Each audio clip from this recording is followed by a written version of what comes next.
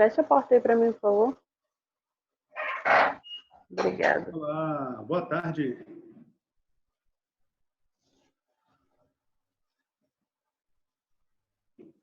Boa tarde.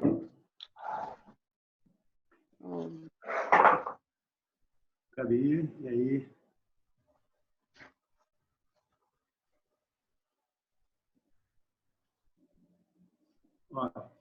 Estão me ouvindo? Eu estou ouvindo.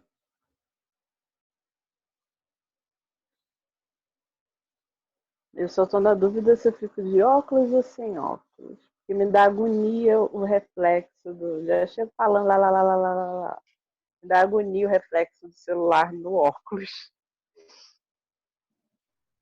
Eu botei uma luzinha aqui, fiz todo um esqueminha com iluminação, youtuber.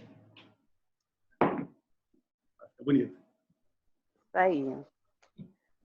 Bom, tá todo mundo aí já? Podemos começar? Vamos lá. Estou um pouco nervosa, né? Porque, afinal de contas, é a minha primeira experiência com esse tipo de Respira, mulher. tecnologia, Respira. com esse negócio todo, né? Então, assim, vou tentar ser o mais clara possível e a gente vai conversando, vai se entendendo aos poucos. Eu espero que seja, né, uma tarde agradável para todos nós e que a gente, né, curta bem esse momento, enfim, e depois saia daqui com mais experiências, com mais ideias para próximos roteiros e experiências e realizações. Para quem não me conhece ainda, meu nome é Raquel Oliveira, sou guia de turismo da Sou Mais Carioca e eu realizo, entre outros roteiros, esse roteiro que eu já fazia um roteiro antes, né, em Madureira e tal, e eu comecei a perceber uma certa similaridade em algumas coisas, e dentre elas era a presença feminina marcante, né, na região, em momentos diferentes e tal. E isso me chamou a atenção e eu pensei, poxa, eu vou fazer um roteiro, né, que contemple a narrativa do bairro, mas falando através da história dessas mulheres. E eu só pude realizar esse roteiro uma vez, né? Foi o último roteiro que eu fiz antes aí da pandemia. Fiz pro Dia Internacional da Mulher e pretendia fazer depois em maio, né? Próximo do Dia das Mães, que aí ia cair perto da Feira das Iabás, enfim. Também tinha essa pegada aí de mulheres e tal. Mas hoje a gente não está podendo, então a gente vai fazendo aqui mesmo. Bom, eu vou falar só rapidamente, antes de passar a palavra para o Duda, falar um pouco, né, da Sou Mais Carioca, né, que a gente é uma agência de turismo que faz roteiros diferenciados no Rio de Janeiro, né, busca sempre trazer novidade, né, primeiramente a partir do Walking Tour, a partir do olhar do morador, é feito de morador para morador, não impede que pessoas de fora venham, né, conhecer, venham fazer roteiros com a gente, mas a gente tem esse olhar de trazer uma coisa de custo mais acessível para as pessoas do Rio de Janeiro conhecerem realmente a sua cidade, se tornarem cada vez mais pertencentes, né, se sentirem cada vez mais empoderadas enquanto moradores do Rio de Janeiro e desmistificar aquela coisa de que turismo é só caro, é só coisa que envolve muito dinheiro e é muito que não é para mim porque eu não tenho grana. E tudo isso a gente tem feito ao longo de 5 anos, né, no mercado de turismo e tem sido cada dia uma novidade, né? Principalmente agora nesse cenário a gente está buscando novas alternativas, buscando meios, né, de se manter e de sobreviver aí nessa situação que a gente está agora. Já me apresentei, já apresentei a Sou Mais Carioca, agora eu vou passar a palavra para o Duda para falar um pouco dele, do trabalho dele e dali que é feito. Olá, gente, boa tarde.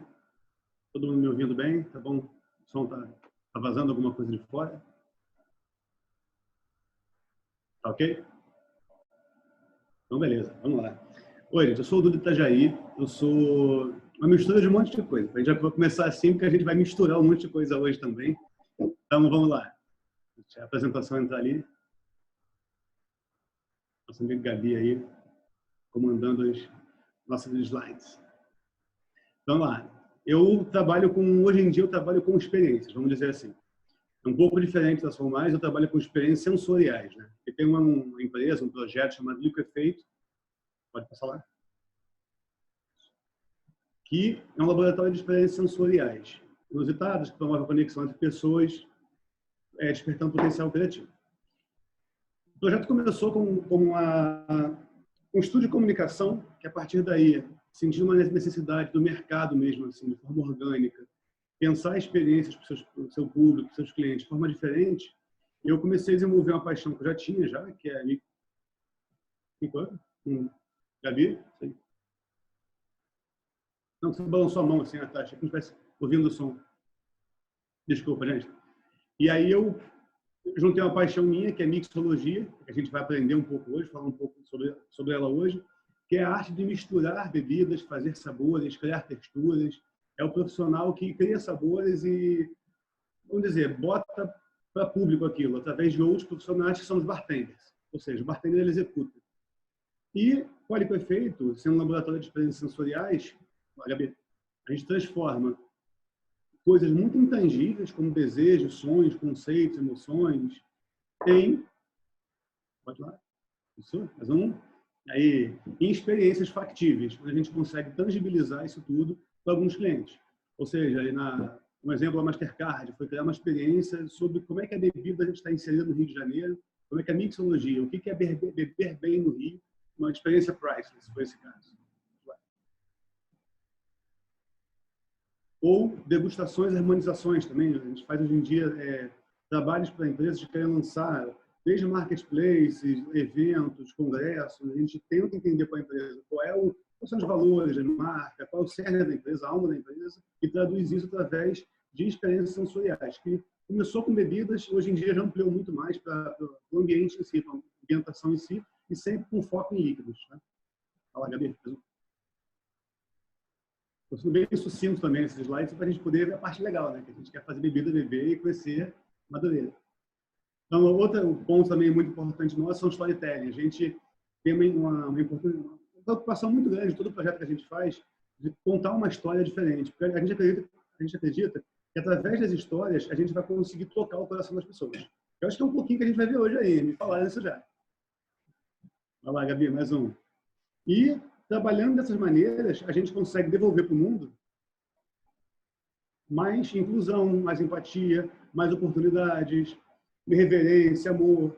A gente tem alguns projetos também que a gente apoia, a gente não faz somente a parte particular, né? A parte das empresas somente. A gente apoia alguns projetos sociais em termos de capacitação de pessoas no mercado de trabalho. Então, a gente, por exemplo, assim, começou essa discussão toda agora sobre os protestos antirracistas, e a gente também já parou a pensar assim, putz, a gente já tem mais ou menos uns 4, 5 anos que a gente preferencialmente, com desfavorecidas, gays, pobres, em situação vulnerável, negros, mulheres.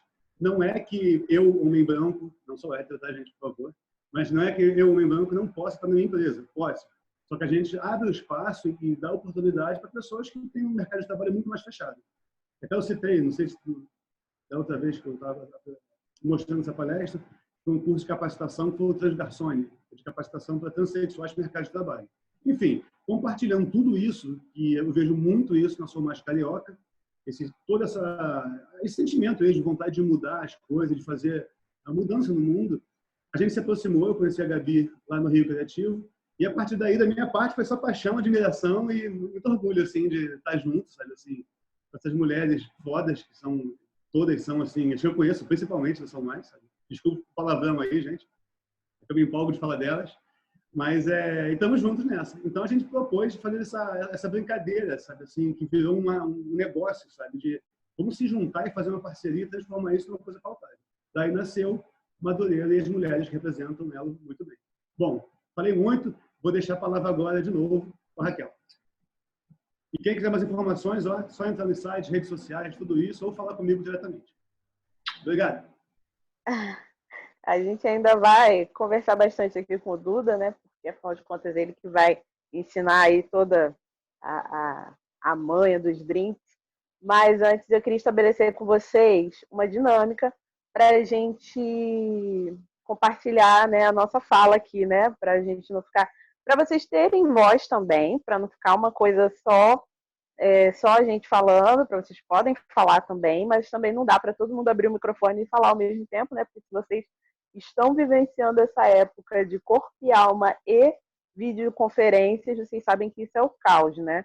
Todo mundo solto falando ao mesmo tempo não dá. Então, quando eu finalizar alguma explanação, alguma coisa, aí quem quiser falar, aperta ali o levantar a mão ou dá um sinalzinho e pede a palavra. Eu sempre vou dar essa liberdade, essa abertura para vocês, perguntando. Quem quer falar alguma coisa, quem quer perguntar alguma coisa. Então, assim, vocês podem compartilhar experiências, vocês podem falar um pouco e perguntar também dúvidas, seja sobre o que eu estiver falando ou sobre o que o Duda estiver mostrando ali também, tá bom? Bom, então vamos lá, vamos começar, vamos falar de Madureira, né? Que é para isso que nós estamos aqui. Cadê, Brasil, Madureira? Mostra aí. Mostra a tua cara, Madureira. Eu não sei quantos de vocês já teve essa experiência de estar, né, em Madureira, mas eu digo que Madureira é uma experiência porque, assim, não dá muito para só falar, né? Madureira precisa ser vivenciado. O que a gente vai fazer aqui hoje é uma tentativa, né, de trazer para o nosso mundo virtual essa experiência sensorial, né, uma coisa nova para a gente também. Mas quem ainda não foi, não sinta que contemplou tudo aqui hoje. Eu deixo já o convite para que vocês... Ah, lá, já temos aqui, ó, moradora de Vila da Penha, né? Então já devia estar sempre por ali, né?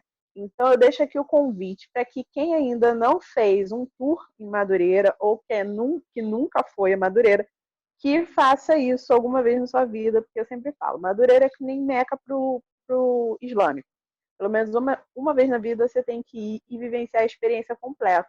Quando eu falo experiência completa, gente, não é só ir lá rapidinho, comprar um negócio e vai-se embora, não.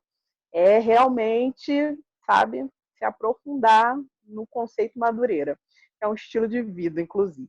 Bom, Madureira é um bairro da Zona Norte do Rio de Janeiro, né? Ele está localizado no subúrbio e quando eu faço roteiros no subúrbio, eu gosto sempre de falar um pouco sobre o que é o subúrbio, antes de começar, porque subúrbio é um conceito que tem mais de um entendimento, né? Nos dá esse entendimento de está ao lado da urbe, que está abaixo da urbe, né? Que é ali paralelo à urbe, que é a cidade. Então, as áreas afastadas da cidade são consideradas subúrbios. E isso é relativo, de acordo com o tempo, e vai mudando. Por exemplo, a Zona Sul do Rio de Janeiro, por muito tempo, foi considerada subúrbio. Você falar isso para o morador da Zona Sul hoje em dia, a Zona Sul é subúrbio, cai durinho e morto na hora. Porque tem a dificuldade de lidar com a coisa do subúrbio. E por que isso? Porque por muito tempo a gente teve um estigma, né, sobre este nome. E esse estigma é reforçado todos os dias através de obras de dramaturgia, de músicas, de várias formas, né, de manifestação artística, mas que revelam algo que está para além dessas formas de manifestações artísticas, né? Eu acho que as manifestações artísticas, na verdade, são a ponta, são o resultado de todo um olhar que a gente tem, que a nossa cultura carioca dá para esse subúrbio. Ser considerado um local, né, afastado, privado como fala, das coisas mais básicas, né? Saneamento básico, transporte, educação, tudo de ruim é relacionado ao subúrbio. O suburbano tem aquele estigma, né, da pessoa que fala alto, que grita, que xinga, que é barraqueiro, que isso, que aquilo. E isso a gente tem muito forte. E por muito tempo também as pessoas tinham vergonha de se dizer suburbano. E isso, com o passar do tempo, né, recentemente, está sendo ressignificado. Parte porque estão tendo está tendo muitos estudos, estudo que eu falo acadêmico mesmo, né, sobre o que é o subúrbio, sobre produção acadêmica de modo geral no subúrbio, né? Essa galera está indo para a academia, está indo para a faculdade e está olhando para si mesmo com outro olhar e reescrevendo a sua história. E, ao mesmo tempo, a gente tem também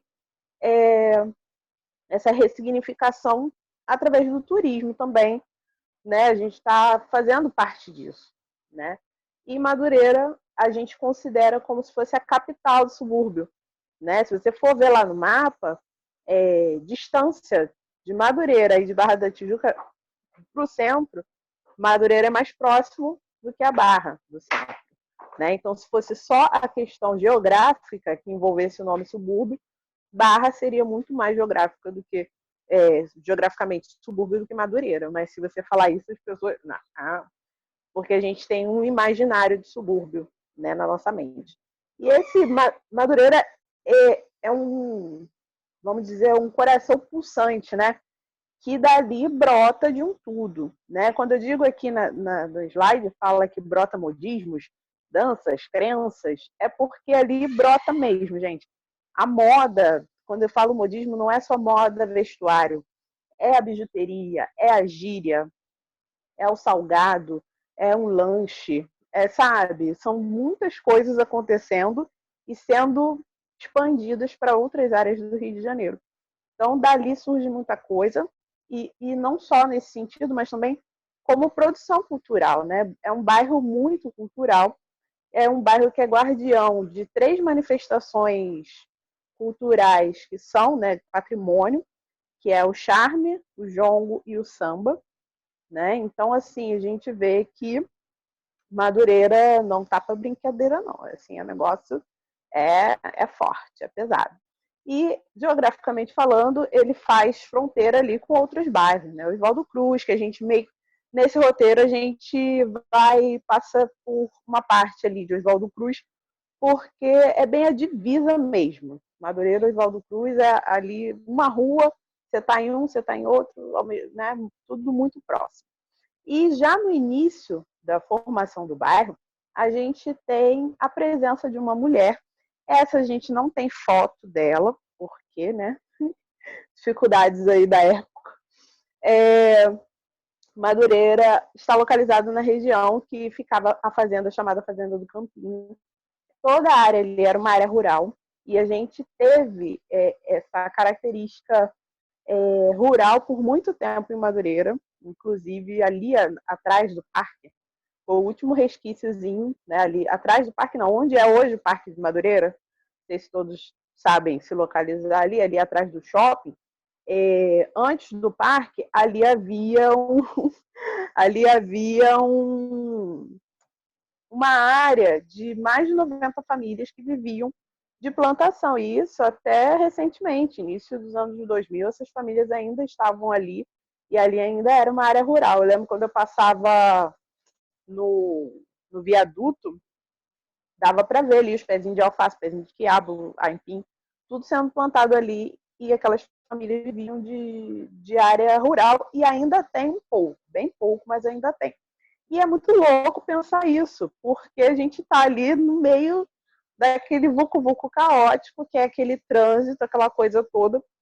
E, inclusive, no último tour, no último e único tour, Mulheres de Madureira, que a gente fez, um dia antes eu fui lá, tal, fazer reconhecimento da área, eu me deparei com uma perereca em plena Rua da Guimarães da Fonseca.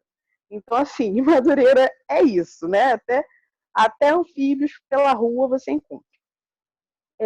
Essa área rural, chamada de Fazenda do Campinho, era propriedade do Francisco Inácio do Campo, e ele arrendou, né, gente, arrendamento sempre dá uma confusão, né? Arrendou para o Lourenço Madureira, e ele ficou cultivando a terra. O Francisco Inácio morreu, e a viúva dele entrou na disputa judicial, a Rosa Maria dos Santos entrou em disputa judicial para poder, né, ficar com as terras. Mas o fato, né, dela ser mulher e tudo mais também contou para que ela perdesse, né? Então ela acabou perdendo essa disputa judicial, ela perdeu grande parte da propriedade, não perdeu tudo, não ficou, nossa, de mão vazia, porque hoje o que a gente tem como bairros, antigamente eram uma propriedade abrangia vários bairros.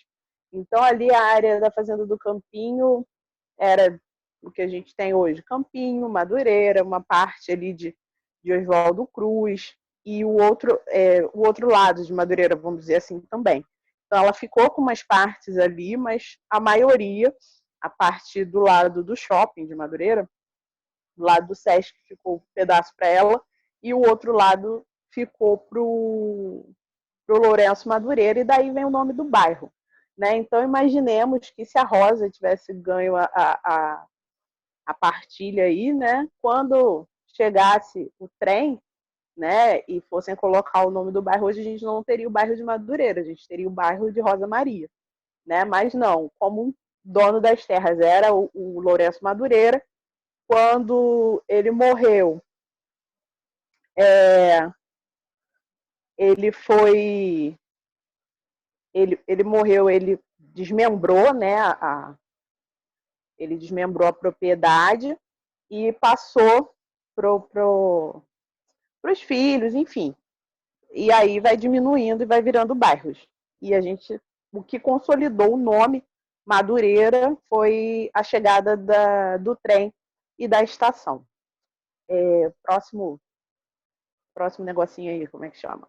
Bom, primeiro ponto que tem lá em Madureira, logo que começa, né, a nossa experiência, é a CUFA, que é a Central Única das Favelas, pode passar. Não sei quantos de vocês já tiveram a experiência de entrar na CUFA. Ali fica aberto, né? Aos sábados acontece um bazar ali, você pode entrar, comprar coisas, tem eventos, acontecem eventos. A CUFA é uma organização respeitadíssima, né? Nacional e internacionalmente. Ela atua em várias frentes, né? Ela foi fundada em 1999 pelo MVBio, e em conjunto, né, em parceria com o Celso Ataíde, que é um produtor cultural ali de Madureira, que está até envolvido aí no Baile Charme também, e da Nega Giza. Eles três fundaram a CUFA, e a CUFA ela tem esse objetivo de empoderar o jovem, morador de favela, morador de comunidade, através de treinamentos, através de cursos, e esses próprios jovens que aprendem as funções ali, eles estão sempre sendo reaproveitados como multiplicadores, como professores naquela iniciativa. Então, a CUFA ela é muito rotativa e hoje ela tem filiais, vamos dizer assim, né, unidades em todo o Brasil. Todo o Brasil a gente tem uma sementinha da CUFA, e eles têm também um projeto itinerante com van, com ônibus, que leva também inclusão social, digital, para todos os lugares do Brasil. Ela é mantida por parcerias, por apoios e patrocínios, né? De vez em quando a gente vê na Globo falando e tal, parceria com banco e tudo mais. E a primeira mulher que a gente traz aqui para a gente falar hoje é justamente a Nega Giza, que é uma das idealizadoras do projeto da CUFA, e é essa mulher maravilhosa e poderosa. Próximo.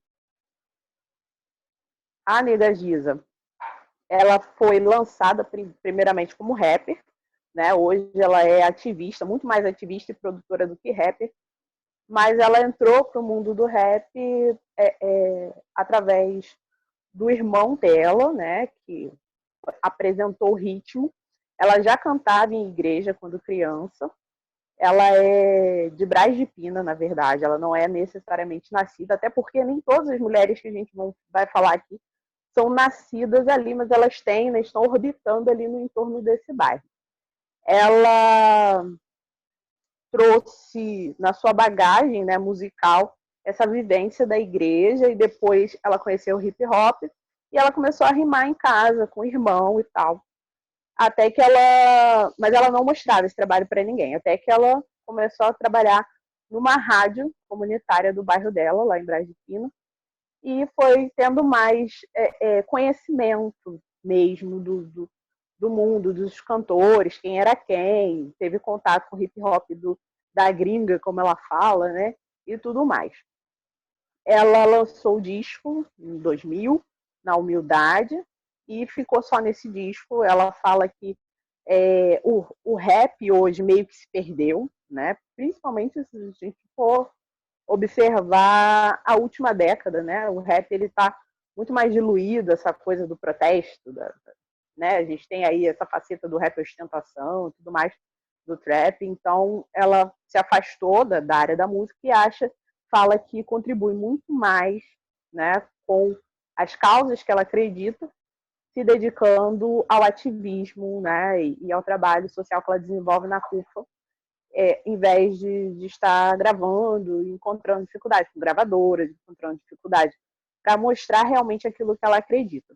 E ela é a referência feminina na CUFA. A CUFA ela tem um prêmio chamado Maria Maria, né, que premia todo ano mulheres, né, que tenham se destacado de alguma forma no trabalho social, no trabalho na sua comunidade. E ela é a organizadora desse prêmio.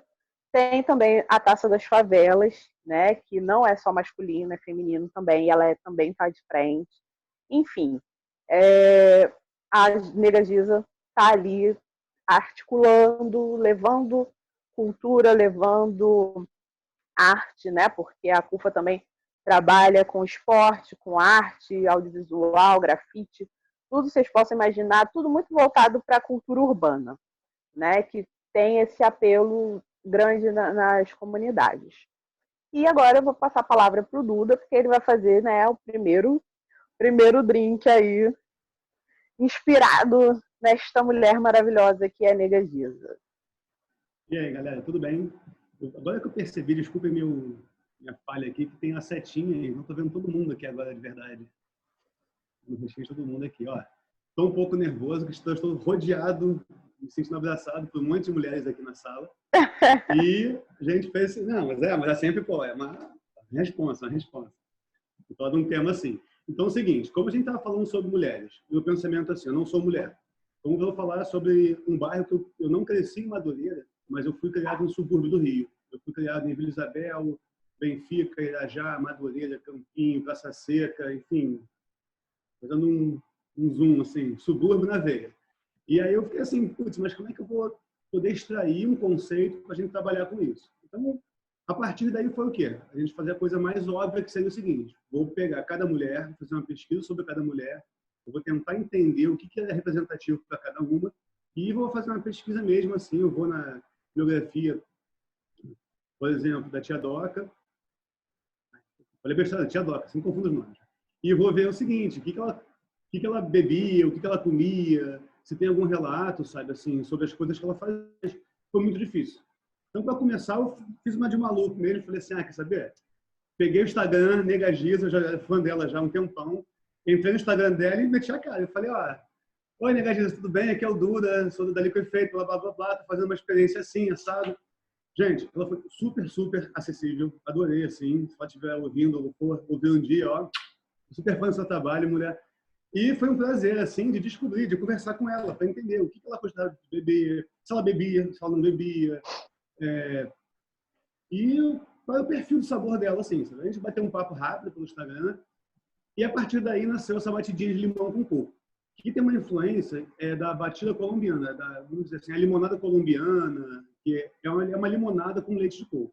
Então, juntando o que ela me falou, ela falou, Duda, eu adoro bebida docinha. Se tiver aquela pina colada com bastante leite condensado, abacaxi e coco, nossa, eu me derreto.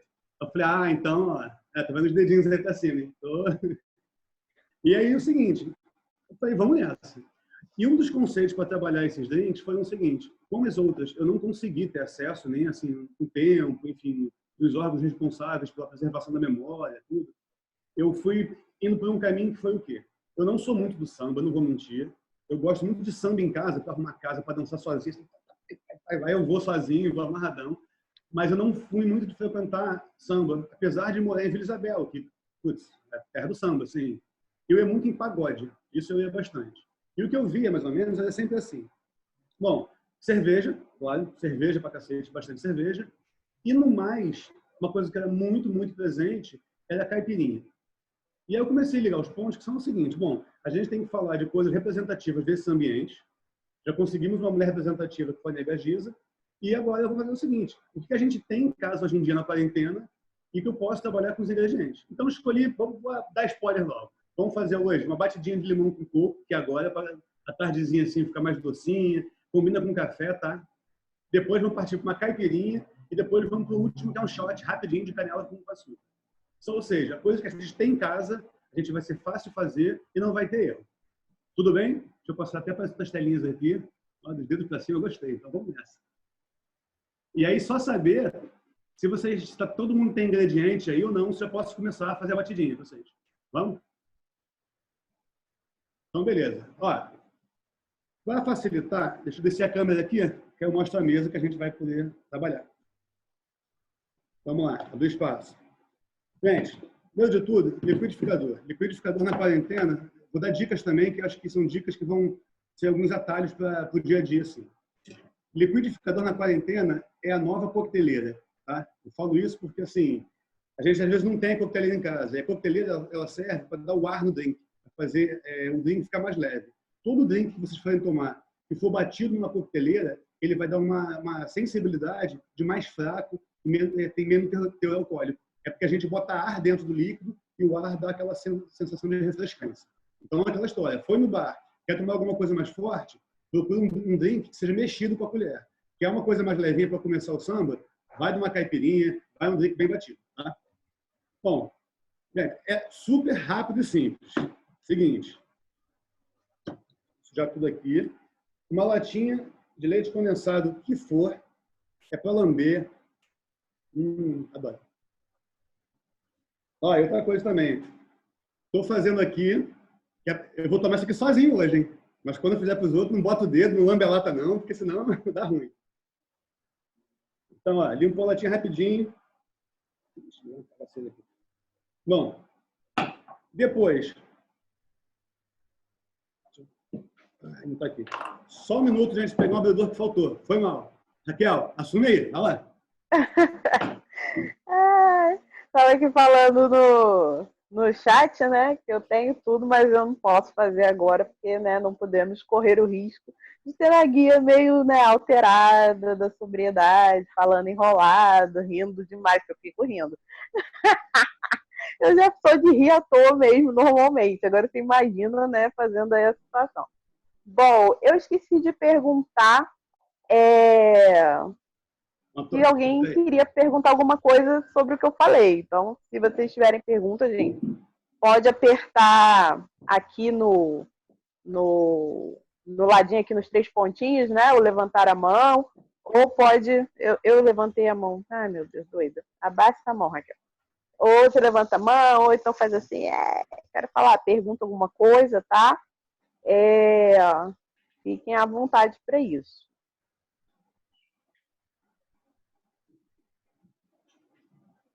Depois, não podemos esquecer, pessoal, de uma coisa muito importante.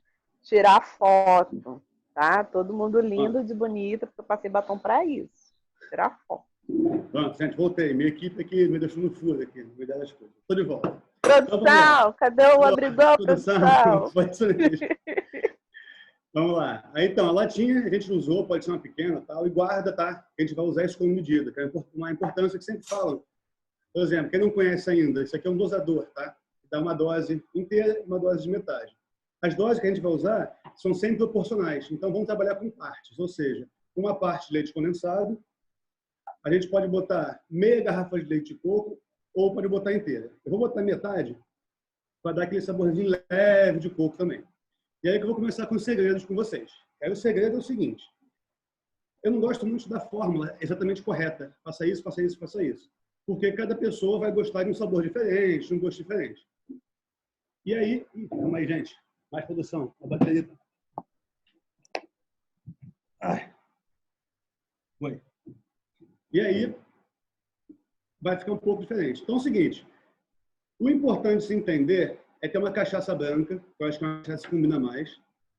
E eu vou usar a mesma latinha para eu medir. Já que eu botei uma de leite condensado, eu botei meia garrafa de leite de coco, As receitas que vocês vão ver, vai mandar botar uma lata de cachaça.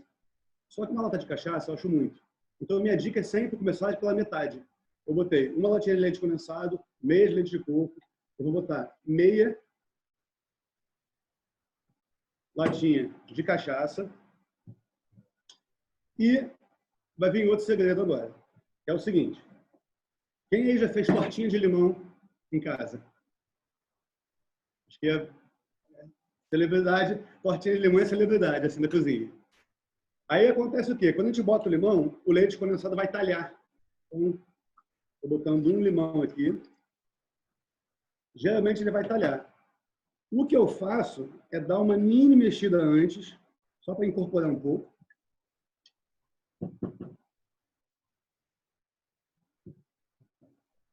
Vou botar gelo. Gente, quando eu falo gelo, é muito gelo. Vocês vão perceber hoje que para mim gelo é muito gelo.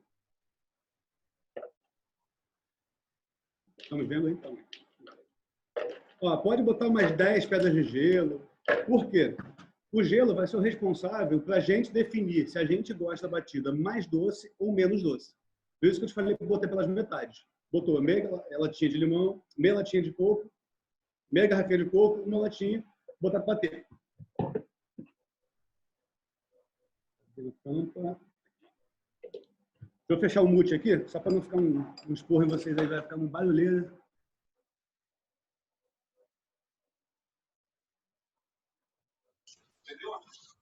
Tá todo mundo conseguindo ver o Duda maior, um pouco maior? Beleza.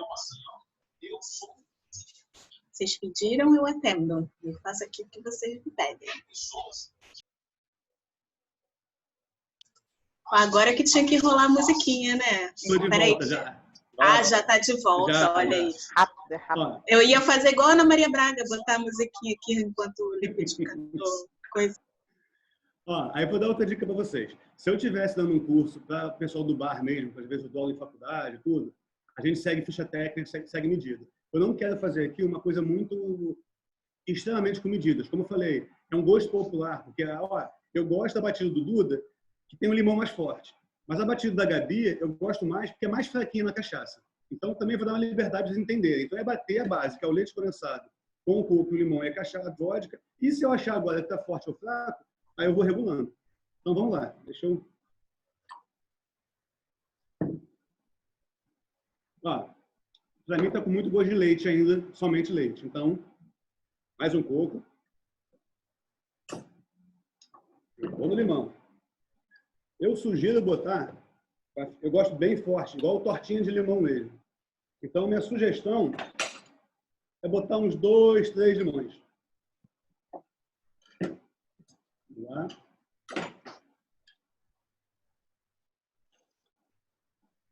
E quem de vocês aí, levanta o dedo aí, ou dá um oi.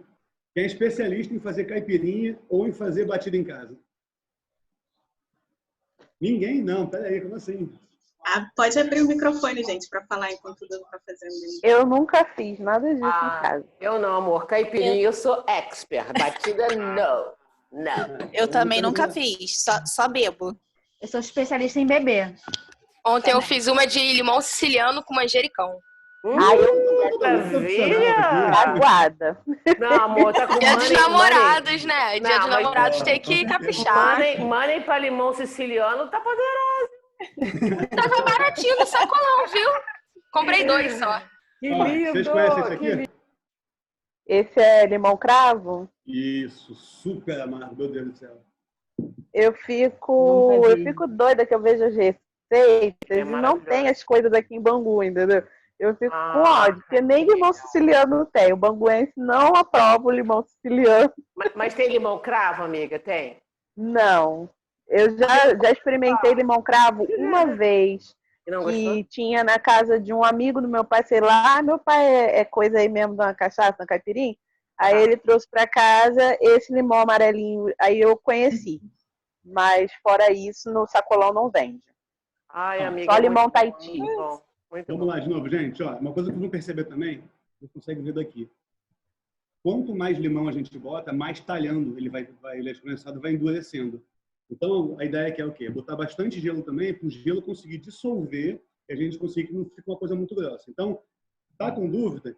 Eu vou fazer como eu gosto. Assim, eu vou botar uma lata inteira de cachaça, já botei meia, vou botar mais meia. Só a última batidinha, eu vou pegar meu copo. Amado, você tem mais 2 batidas para fazer aí, não pira não. Não, mas é porque essa aqui é mais demorada. O resto é 2 minutos. Vamos anotar? Gente, eu queria Qual a consistência provar que fica? isso. Eu queria provar. E, para dar um toque, assim, outra dica também é o seguinte: toda sobremesa que vocês forem fazer, ou bebidas que forem fazer, geralmente vai acontecer o quê? Vai estar aquele gosto de limão e vai dar acidez. Só que a gente não vai conseguir puxar o limão e puxar também o óleo do limão que tem, aquele sabor forte do limão. Então, para resolver isso, receita de bolo, receita de comida, é pegar um limão já lavado, higienizado e vai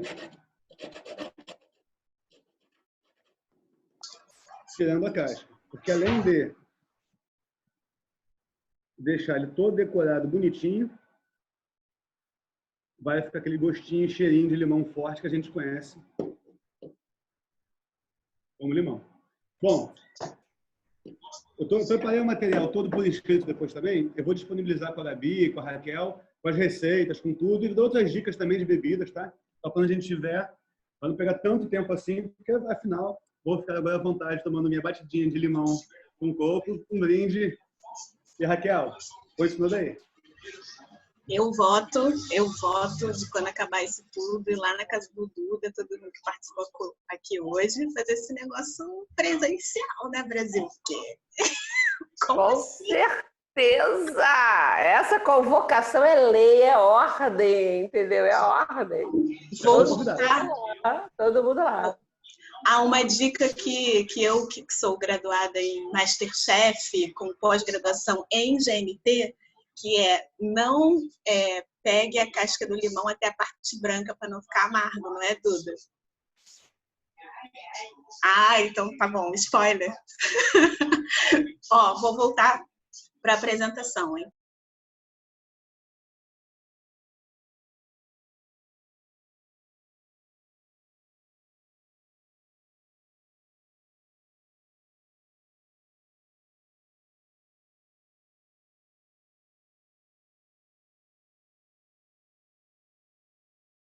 Raquel, você tá no mudo, amada.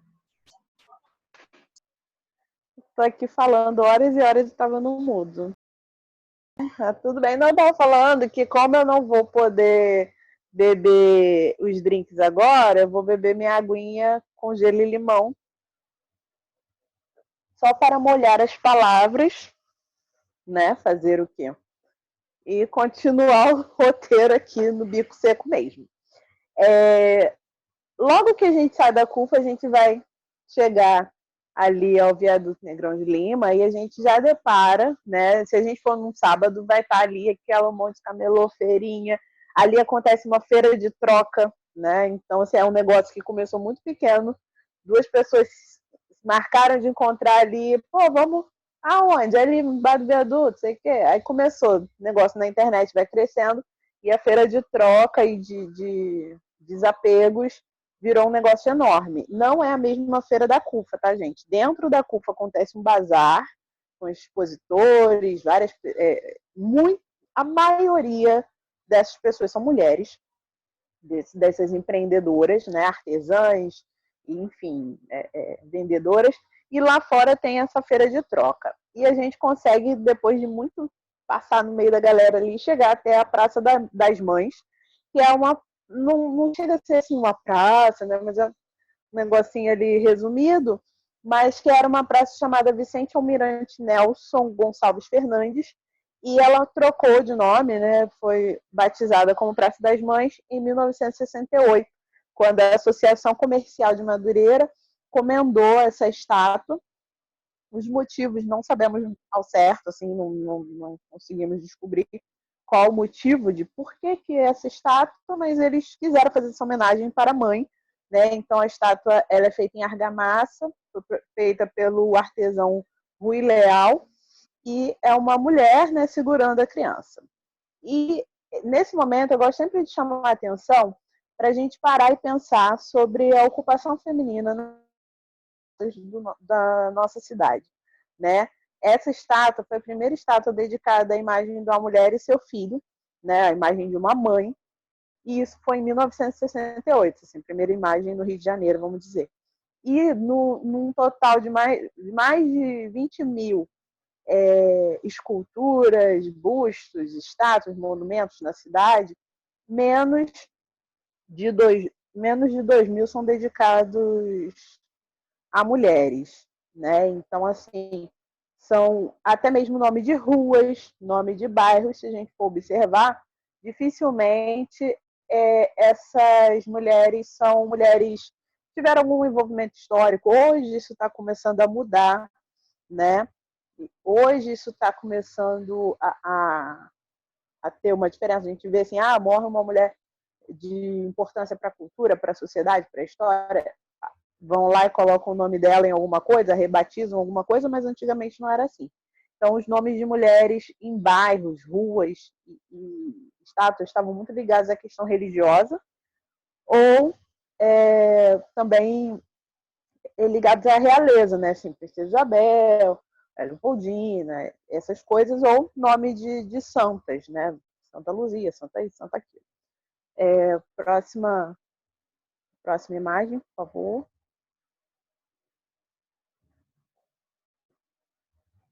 E aí é o viaduto Negrão de Lima, né? Aqui a gente está vendo um plano maior, né? A imagem, ali a estátua e a praça, que eu falo a praça, porque é um negócio meio confuso ali. E ali embaixo tem também as barraquinhas, à noite fica bem cheio de barraquinha ali, de comida, de bebida. Durante o dia tem sebo, tá? Tem um sebo enorme ali que funciona. Pode passar o próximo. E também acontecem outras coisas ali, outras manifestações culturais, tudo embaixo de um único viaduto. Esse viaduto ele foi inaugurado em 1960, né? Ele liga as partes de Madureira que são cortadas pela linha férrea, porque Madureira, na verdade, tem 3 lados. Os bairros que são cortados pela linha férrea, geralmente a gente fala os 2 lados, né? Do lado de cá, do lado de lá, nananã, aquele negócio todo, né? E Madureira, na verdade, tem 3 lados, porque Madureira tem o ramal de Japeri, Santa Cruz, que é uma linha, e tem também o outro ali do Mercadão. Ali é o Belfor Roxo, né? Do Mercadão. Não é isso? É o de vocês Roxo. Aí, né? O da Renata e da Gabi, né?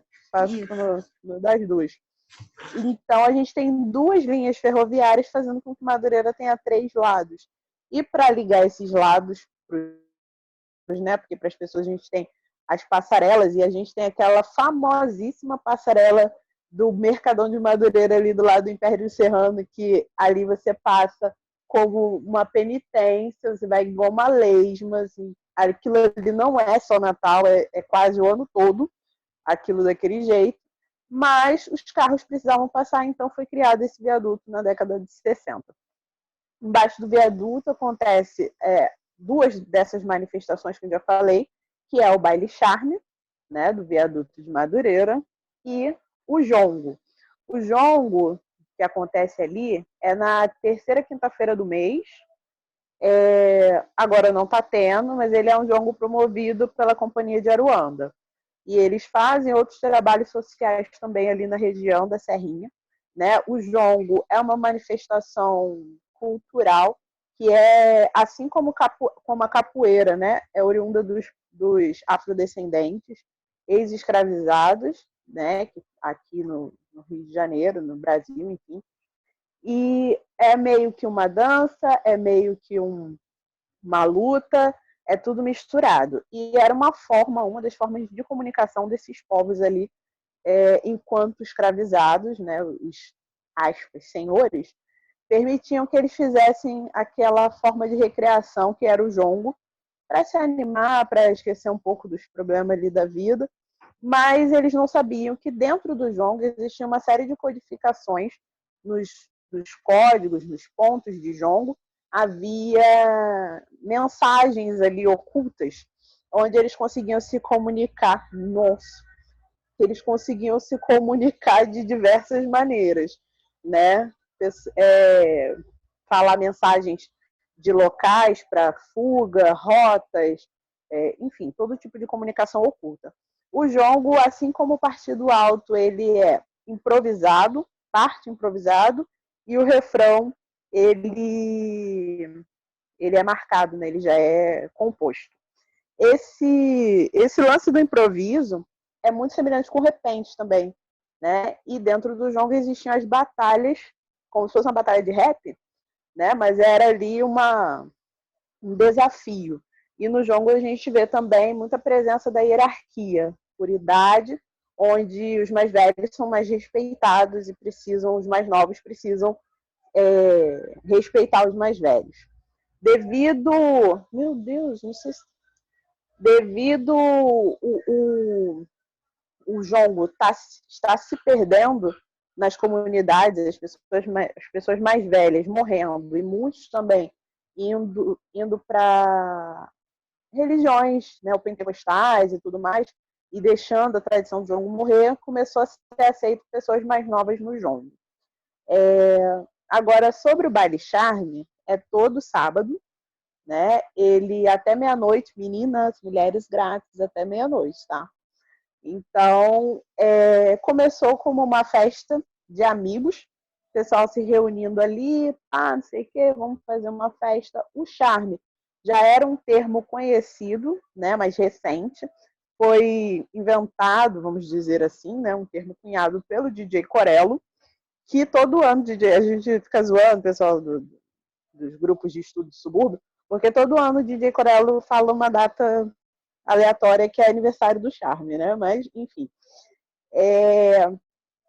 Tá aí por volta dos 40 anos, fazendo 40 anos, o ritmo e o baile charme.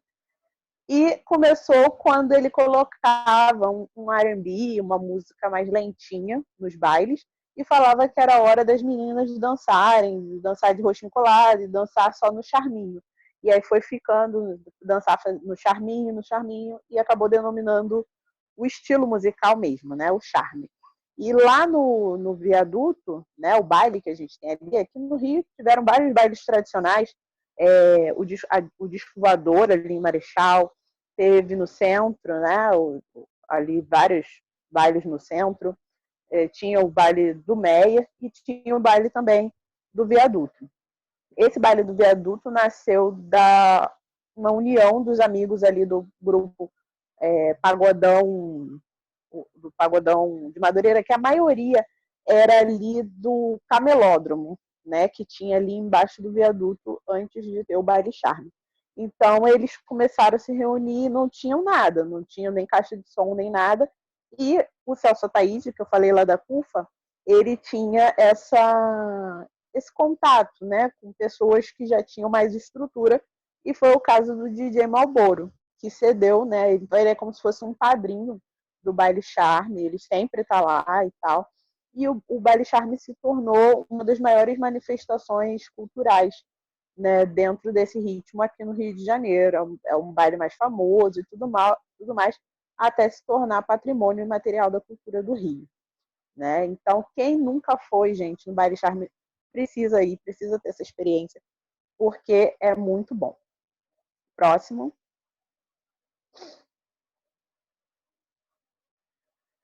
Vocês estavam comentando aí do cinema, né? Eu também frequentei o cinema de Madureira.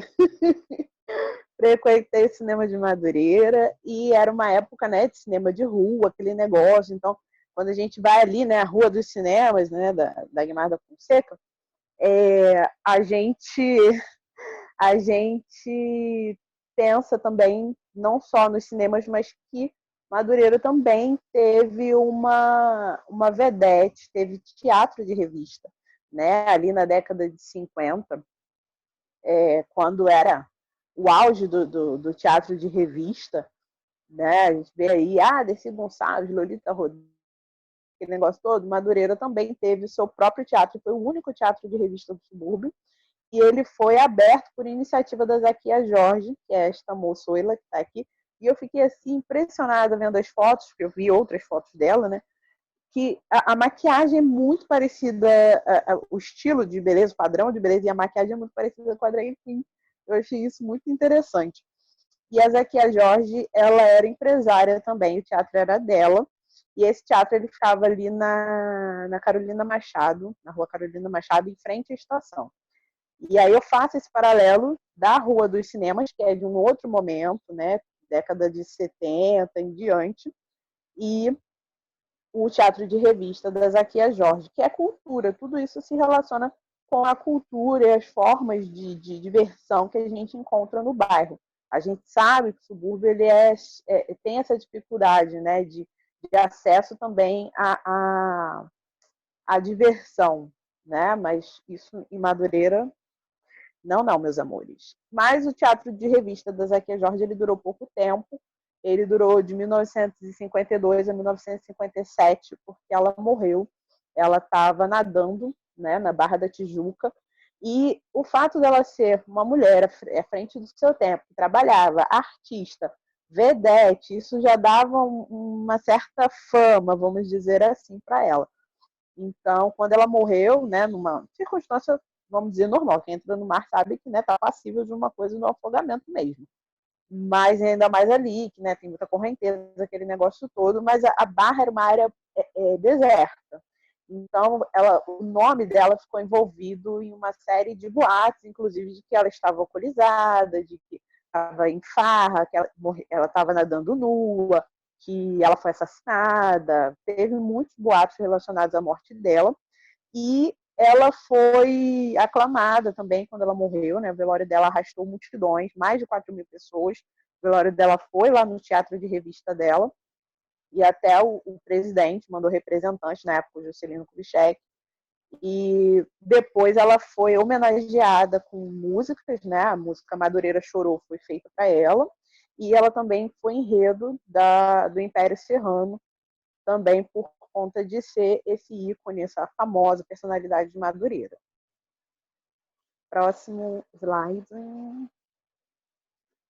Império Serrano. Chegamos no Império Serrano, que é uma das grandes escolas de Madureira. E existe uma piadinha que o pessoal fala, né, que Madureira, na verdade, não tem escola. Porque o Império Serrano fica em Magno e a Portela fica em Oswaldo Cruz. Então, assim, isso aí é a piada da galera ali da região. Porque ali, onde é a estação Mercadão de Madureira, que é bem em frente mesmo à quadra do Império Serrano, fica a estação, que hoje é a estação Mercadão de Madureira, antigamente chamava Estação Magno. Né? Então, tem essa piada aí que Madureira não tem escola. O Império Serrano é uma das escolas de samba mais tradicionais. Essa foto aí é do dia do Tour Mulheres de Madureira. Né? E é uma escola, assim, cara, mora no meu coração. Primeiro porque Madureira não é um lugar turístico, vamos dizer assim. Madureira tem grande potencial. Vários guias fazem roteiro lá, mas Madureira mesmo, ela mesma não se enxerga com tanto potencial turístico quanto ela tem. Então, quando a gente vai, tá com o grupo lá, eu falo que é uma vivência mesmo, porque pode acontecer de tudo. Inclusive, assim, o acesso, né, nas escolas é uma coisa meio delicada e tudo mais. E o Império Serrano é uma escola que sempre recebeu a gente muito bem, de braços abertos. Pode estar tendo evento. Nesse dia estava tendo evento lá, eles deixaram a gente entrar. Eles deixam a gente entrar na sala de memória deles, na sala de troféus. É um acesso muito livre que a gente tem à escola, realmente só se não estiver acontecendo alguma coisa muito séria mesmo e não puder entrar ninguém. Mas fora isso, está sempre aberto. Complicado é que ele fica, eu não sei se todos sabem onde fica o Império Serrano, naquela curvinha para entrar para a Estrada do Portela ali para quem vai para o shopping, que ali é uma das partes mais críticas do bairro, onde tem as caixinhas de som e muita gente, muito vucu-vucu. Então, assim, é um oásis, mas é no meio do vucu-vucu. E é uma escola que, como eu falei, ela é tradicional. Ela surgiu de uma dissidência aí da Prazeres da Serrinha, né, que teve ali uma briga, porque o diretor da Prazeres da Serrinha era doidaço mesmo, era bem aquela coisa bem presidentão de escola de samba, e ele resolveu, na hora do desfile, mudar o samba. Ele falou, mudou, vamos cantar tal, porque as coisas antigamente, 1946, 1947, não era como hoje. Beleza, aquele negócio, não, era tudo muito livre, muito espontâneo. E eles mudaram o samba na hora, comprometeu a harmonia, ficou em último lugar, Prazeres da Serrinha, e a galera ficou revoltes e resolveu criar a sua própria escola de samba. E essa seria o Império Serrano. Que aí, no primeiro desfile do Império Serrano, em 1947, por isso que o Império tem esse apelido também, né? O Glorioso, o Menino de 47, né? Porque é uma escola mais jovem, apesar de ser tradicional, é mais jovem do que, por exemplo, a Mangueira, mais jovem do que a Estácio, mais jovem do que a Portela, mas também é tradicional. Pode passar. Tia Maria do Jongo é uma das personalidades, mas ainda não é ela que a gente vai fazer o drink. É só porque a gente não pode deixar de falar de Tia Maria do Jongo e Tia Eulália, gente. Elas são irmãs, né? A Tia Maria do Jongo, ela era guardiã do Jongo da Serra.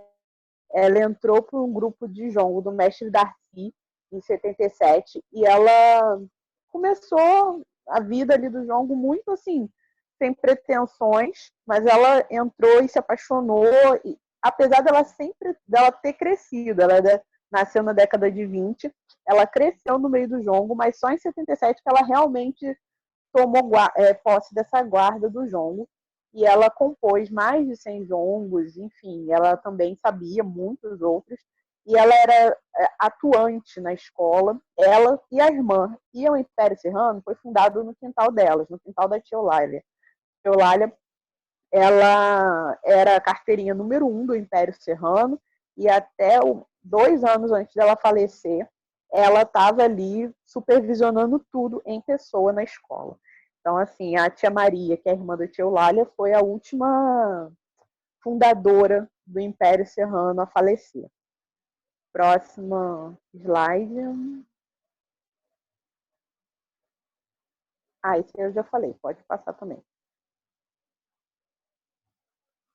Que é a dona Ivone Lara, né? Que quando a gente fala Império Serrano, muita gente que não é assim, não é conhecedor mais a fundo da história da escola, ou não torce pela escola, enfim, às vezes não conhece personalidades como a tia Maria, como a tia Eulália, como a tia Maria Joana, essas tias, né, fundadoras ali da escola, mas todo mundo conhece a dona Ivone Lara, né? Porque é aclamadíssima e tudo mais. Mas a Dona Ivone Lara é uma mulher incrível, né, de uma personalidade incrível. Eu não sei quantos de vocês teve a oportunidade de assistir o musical. Vocês assistiram o musical da Dona Ivone Lara? É maravilhoso. Eu não sei como é que se vai voltar um dia, né? Se um dia vamos voltar para qualquer coisa que seja. Já não sei de mais nada. Mas se tiver a oportunidade de assistir, assistam, porque é maravilhoso. E ela era terapeuta ocupacional, pode passar. Ela era terapeuta ocupacional, era assistente social também, e trabalhava na colônia Juliano Moreira, parceira da Nise de Oliveira. E ela só começou a carreira dela musical como cantora depois que ela se aposentou. Mas ela está envolvida com música desde muito pequena, porque ela foi criada num como se chama, né, educandário, não era orfanato, internato. Ela foi criada no internato e os pais dela, ela era órfã, né? Os pais dela faleceram, ela foi criada nesse internato e lá nesse internato ela tinha aulas de música com a esposa do Villa-Lobos. Ela chegou a fazer parte de uma orquestra, de um coro infantil que foi regido por ele, né? Então ela tinha uma educação musical erudita e ela também tinha talento para composição, né? E quando ela saiu do internato, ela foi com os tios na Serrinha e lá ela adentrou mais profundamente no mundo do samba. O primo dela, né, era ali fundador também do Império e ela veio a se casar com o filho do presidente da Prazeres da Serrinha, que teve essa briga que eu falei na fundação do Império Serrano, mas quando o Império consolidou, o Império já chegou ganhando, o primeiro carnaval dele já foi campeão, aí daqui a um pouco passou um tempo, estava todo mundo que era do Prazeres da Serrinha foi para o Império. Então ela acabou ali se envolvendo, né, com o Império Serrano e ela não podia assumir os sambas dela que ela compunha porque mulheres não eram admitidas na ala de compositores, né? E ela foi uma das primeiras mulheres compositoras a ser admitida nessa ala de compositores, mas até ela poder assumir os seus sambas, quem ela compunha e quem dizia que era dele era o primo dela, era uma parceria que eles tinham para ela poder continuar fazendo o que gostava. E ela só começou a cantar depois de aposentada, né? Ela era funcionária pública, e por isso ela acabou enfrentando uma série de dificuldades na carreira dela como cantora, porque ela começou a ser chamada realmente de Dona Ivone Lara, assim, nome artístico, né? Porque ela já era uma senhora, né? Ela era negra, já era acima do peso, já era mais velha, e tudo isso num ramo, né, fonográfico, onde conta muito a questão da juventude, da beleza, aquele negócio todo, apesar que, beleza, gente, essa mulher, olha esse sorriso, que mulher linda, essa pele, que já idosa com essa pele num viço, meu Deus do céu. O muco sempre em dia, peruca como? No prumo, maravilhosa. Eu acho Dona Ivone Lara linda, mas os padrões que temos na nossa sociedade, ela já estava, né, uma idosa e tal, e ela ficava também à mercê das oscilações do mercado musical do samba, porque o samba ele estava em alta numa época, né? Só a gente pensar, por exemplo, no movimento que foi o axé nos anos 90, né? Os anos 90, axé bombou. Hoje em dia, cadê? É o tchan, vive de recordações, né? Vive de vamos refazer, vamos regravar, vamos fazer um show de recordação. E o samba passou por isso também, né? Desde ali do seu início até o seu auge, ele teve um declínio também, né? E ela passou por tudo isso. Ela é a maior compositora, né, de música popular brasileira e também de samba, né? O maior número de composições de uma mulher é da Dona Ivone Lara. Então, por isso e por tantos outros motivos que a gente vê na vida dela, né, de perder o filho e se reergueu tantas vezes, passou por tantas dificuldades, ela é uma mulher poderosa que merece o quê? Ser tema de um drink. Então, vai daí, Duda, mostrando pra gente o drink da Dona Ivone Lara. Vamos lá, galera. Ó, segunda parte, eu vou ser bem mais rápido, vou ser sucinto e vou contar segredos. Eu não vou ensinar como é que se faz uma caipirinha. Eu tinha que falar de uma forma tradicional, tão representativa e tradicional. Veio uma bebida nossa que é super, super brasileira. Tá? É um patrimônio nacional, na verdade. Tem um decreto que decreta a caipirinha como patrimônio de memória, patrimônio imaterial, né? E vamos lá. Eu queria ver quem abriu o microfone aí. Alguém falou que sabe fazer uma caipirinha assim, que até acanhado. Dá um oi aí, quem foi? Foi a Aline que falou que fez de limão siciliana com manjericão. Mas eu também falei. A Dida também. Calma aí, foi a Aline e a Dida? Eu acho que foram elas duas, porque a Aline falou que fez ontem. Não, então vamos nessa. Vamos nessa. Ó, deixa eu descer aqui a câmera de novo, tá, gente? Para vocês verem a área de trabalho, eu vou explicando algumas coisinhas. Vamos lá. Ó, chegamos aqui. Gente, caipirinha, basicamente, é uma bebida feita com açúcar, cachaça, limão e gelo. Acabou. Ah, mas pode ser uma vodka, pode ser um uísque, pode ser uma tequila. Não, a gente não é caipirinha. Aí vai virar caipivódica, vai virar caipiríssima, vai virar caipi-uísque, né? Caipi-saquê, enfim, como vocês também já conhecem. Bom, da caipirinha, vou ser bem sucinto porque é muito simples. O que importa para mim é o seguinte, assim como a gente tem a cultura da gente, né, que samba, por exemplo, estamos falando agora sobre samba, e é uma cultura nossa. A gente tem que entender também que a caipirinha lá fora é uma porta de entrada que vocês não têm noção. Até no meio do bar fica brincando assim, que nossa, é um absurdo um brasileiro que não sabe fazer uma caipirinha. Então, levantando essa bandeira, levantando nossa cultura aí para todo mundo, para quando chegar a fazer assim, arrasar nos churrascos, arrasar na roda de samba, no pagode, vou dizer os segredinhos da caipirinha. Bom, tudo começa com limão, tá? Quem sabe uma dica aí do limão, já devem estar acostumados, que limão, vou pegar o mais fininho aqui. Limão, assim, super rugoso, com a casca dura, não tem muito suco dentro, não está macio. Então, para escolher o limão, preferencialmente, o limão assim, brilhoso, de casca, estão vendo? de casca mais lisinha. Quanto mais lisa a casca, geralmente, ó, mais molinho ele fica. A gente consegue apertar. Ou seja, tem mais suco. Isso é uma parte muito importante que eu vou dizer na frente. Vamos lá. O limão ele nasce assim da árvore. O limão ele nasce com um galinho que é assim da árvore, né? Gabi, essa aí é para você, hein? Especialista GNT, Masterchef, eu vou desvendar esse mistério, que é o seguinte. Ele nasce assim da árvore, que é importante o quê? Então vamos fingir que ele caiu da árvore em pé, tá? Porque em pé, a gente vai cortar ele aqui assim. Para ele fica nesse formato. Isso é importante para a gente. Porque aí vem o segredo, gente, que é o quê? Ah, mas o limão, a parte branca do limão que amarga a caipirinha. Sabia? Errada, querida. Já foi tempo isso aí. Vamos nessa. Vamos lá. Amarga a caipirinha é o seguinte. Essa parte branca aqui, ela é uma resistência física ao limão. Ou seja, como nasce uma película que é assim, o columelo, que é o nome, e ele vai dando a estrutura. Se o limão não tivesse isso, ele poderia ter um formato de banana, por exemplo, de alface. Então, isso vai dar a estrutura de gomos no limão. Então, quando a gente pega no limão, essa parte branca, na caipirinha, e faz aquele corte, que é tirar essa parte branca, o que a gente vai estar fazendo somente é tirar a resistência do limão para quando você espremer, sair o suco. Por quê? Onde é que está o amargo? Está na casca. Então, fazer caipirinha é um ato de amor, gente. Um ato de carinho. Porque se você pega o socador e espreme o limão, vai ficar muito amarga a sua caipirinha. Você tem um segredo daí. Bom, vou botar esse limão para o lado aqui. Vamos começar com outro limãozinho aqui. Básico 1. Copo de caipirinha. Pode ser copo americano, pode ser aquele copo que tem a boca larga, assim, que é o copo de caipirinha mesmo, tradicional.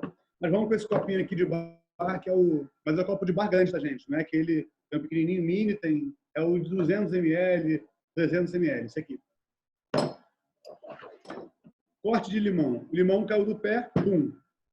Tá aqui as duas bundinhas do limão, eu vou cortar essa parte, porque isso também oferece resistência física. Aí ele vai ficar em pezinho ali. Aí a dica é o seguinte, eu posso fazer esse Vzinho de cortar e tirar, mas geralmente para facilitar o que eu faço é o quê? Eu vou dar um corte enviesado no limão, porque aí, eu consigo desfazer essa fibra branca dele. Aí o suco vai sair certinho. Aí eu vou dando cortes enviesados assim. E copo. Bom, outra dúvida então, vamos lá passo a passo. Limão existem limões. Ó, um limão grande e um limão pequeno. O que é um limão de caipirinha? Vou complicar vocês de novo. Não vou dizer o que é, tá? Vocês vão ter que entender, porque... Não, adoro a caipirinha da Gabi. A caipirinha da Gabi é mais ácida, menos açúcar, é uma delícia, eu gosto assim. Então, a partir daí, vocês vão entendendo também. Mas o básico é o quê? No limão médio, eu dividi em 4, a primeira metade, eu vou botar só 2 metades, que eu acho que tem uma acidez boa. Tradicionalmente, a gente vai entrar agora com o quê? O açúcar branco. Pode ser mel? Pode ser mel. O mel, vou dar uma dica para vocês. Pega o mel, bota num potinho com água, dissolve o mel antes. Se você botar o mel no gelo, ele não dissolve, não vai adoçar. Tá? Então, uma colher. Eu começo sempre com um pouquinho, tá, gente? Botou um pouquinho. Se quiser mais doce, eu gosto da minha menos doce. Então, botei uma colher de açúcar, vou com um pilão. Estou fazendo o jeito tradicional. O jeito tradicional é a bebida mexida. Ela vai ficar um pouquinho mais forte, mas não tão forte quanto vai parecer. Então, aqui, um pilão qualquer. Pode ser um socador. Uma coisa super importante também, dica que eu já fiz, já errei. É o seguinte, se for aquele socador que só usa para socar alho e cebola, esquece. Porque senão você vai ter uma caipirinha tradicional. A caipirinha tradicional era um remédio para gripe que levava alho. Sabiam disso? Era alho, limão, mel e um pouco de cachaça para esquentar tudo. Então, é o seguinte, socador só da caipirinha. Por favor, tem em casa um socador de caipirinha que vale a pena, gente. Depois dessa aqui... Então, vocês perceberam que eu soquei para tirar o suco do limão só? Porque eu fico brincando assim, que caipirinha é uma coisa que tem gente que faz com raiva. Já viu aquele bar que o pessoal pega e fica assim, ó, ou bate, pá, pá, pá. Ou então, sabe, é o ex que abandonou, aquele safado, não gosta mais de mim. É aquele passeio, sabe assim, que, putz, eu quero aquele passeio, mas choveu. Aí você faz. Gente, isso aí é por quê? Vai sair muito óleo. Eu tenho certeza que quem provar isso daqui vai estar com óleo puro da casca e vai ficar horrível. Tá? Esqueçam isso. Caipirinha, como eu falei, é amor e carinho. Raquel, vou te pedir um favor. Eu vou num pé e volto no outro, que a produção não deixou o gelo para mim. Calma aí. A produção, socorro, produção. Gente, eu tô falando direto e ninguém tá perguntando nada. Vocês podem perguntar, essa é a hora. Aproveita. Quando o Duda saiu aí para resolver o gelo, quem tiver alguma dúvida, pode perguntar. E se vocês tiverem vivência, também pode falar. Gente, de onde você tá? Que você tá aí nessas folhas aí de... Tá no Central Park, filha? Que isso? Achei chique. Estou de volta. Pronto, minha produção Voltou. voltou. Então, vamos a uma parte super importante, gente. Não tem bar, não tem bebida sem gelo. Tem duas coisas no bar que vão ser muito importantes. Uma, o limão. Sem limão não tem acidez, não tem caipirinha, não tem bebida. E gelo, tá? Então, a dica é você, faça muito gelo em casa, por favor. Eu moro com 4 pessoas aqui, o pessoal pega o gelo, toma o gelo todo. Quando eu quero beber, não tem gelo nenhum. Eles só tomam cerveja, né? Isso é pior. Então, vamos nessa. Então, gelo, para mim, é muito gelo. O importante da caipirinha é o seguinte. A gente, na caipirinha, vai tomar onde? Na piscina, na praia, no samba. São lugares que estão muito calor. E quando eu quero muito calor, ela vai cair bem porque eu quero me refrescar. Então, quando eu falo de gelo, é o seguinte, ó. Pega o gelo, dá uma quebrada nele. Esse aqui em cubo é mais difícil de quebrar, mas se for aquele de saquinho comercial é fácil. Aí você pode estar perguntando assim, putz, mas quanto é gelo? Quanto é muito gelo? Gente, muito gelo é muito gelo mesmo. Isso aqui não nem na metade. Aí você está pensando, nossa, ele está quebrando o gelo, mas como é que eu vou fazer isso? Está sujando tudo. Mas tem um porquê. Ó, gelo é isso aqui, ó. É muito gelo. Encher o copo com gelo. Por quê? A gente vai chegar agora, aí que é o segredo da caipirinha. Eu poderia usar um dosador. Estava por aqui, mas até levei já. Mas não vou usar um dosador. Por quê? A quantidade de gelo, tem para socar o copo de gelo assim, vai ser isso aqui, ó. Completar o copo. E o outro segredo é o quê? Como é uma bebida para o calor, que eu quero tomar assim, ó, plau, tomei outra, plau, vou tomar outra, plau, aí eu caio no chão duro, já tomei 400, já estou bêbado no chão, mas a gente vai beber bastante. O que vocês têm que aprender é o quê? Pega uma colher e vai revolvendo para misturar o açúcar que está derretido com o limão e eu quero dissolver o gelo. O segredo da caipirinha também é o seguinte, às vezes quando você pega a caipirinha e toma de primeira, ela está muito forte, está muito doce, está aquela muito amarga, muito ácida. E, por um tempo, vai ficando mais gostosa. Já perceberam isso? São duas coisas. O gelo vai derretendo, vai dissolvendo o açúcar, e o próprio gelo vai derretendo, vai achando o ponto certinho da sua caipirinha.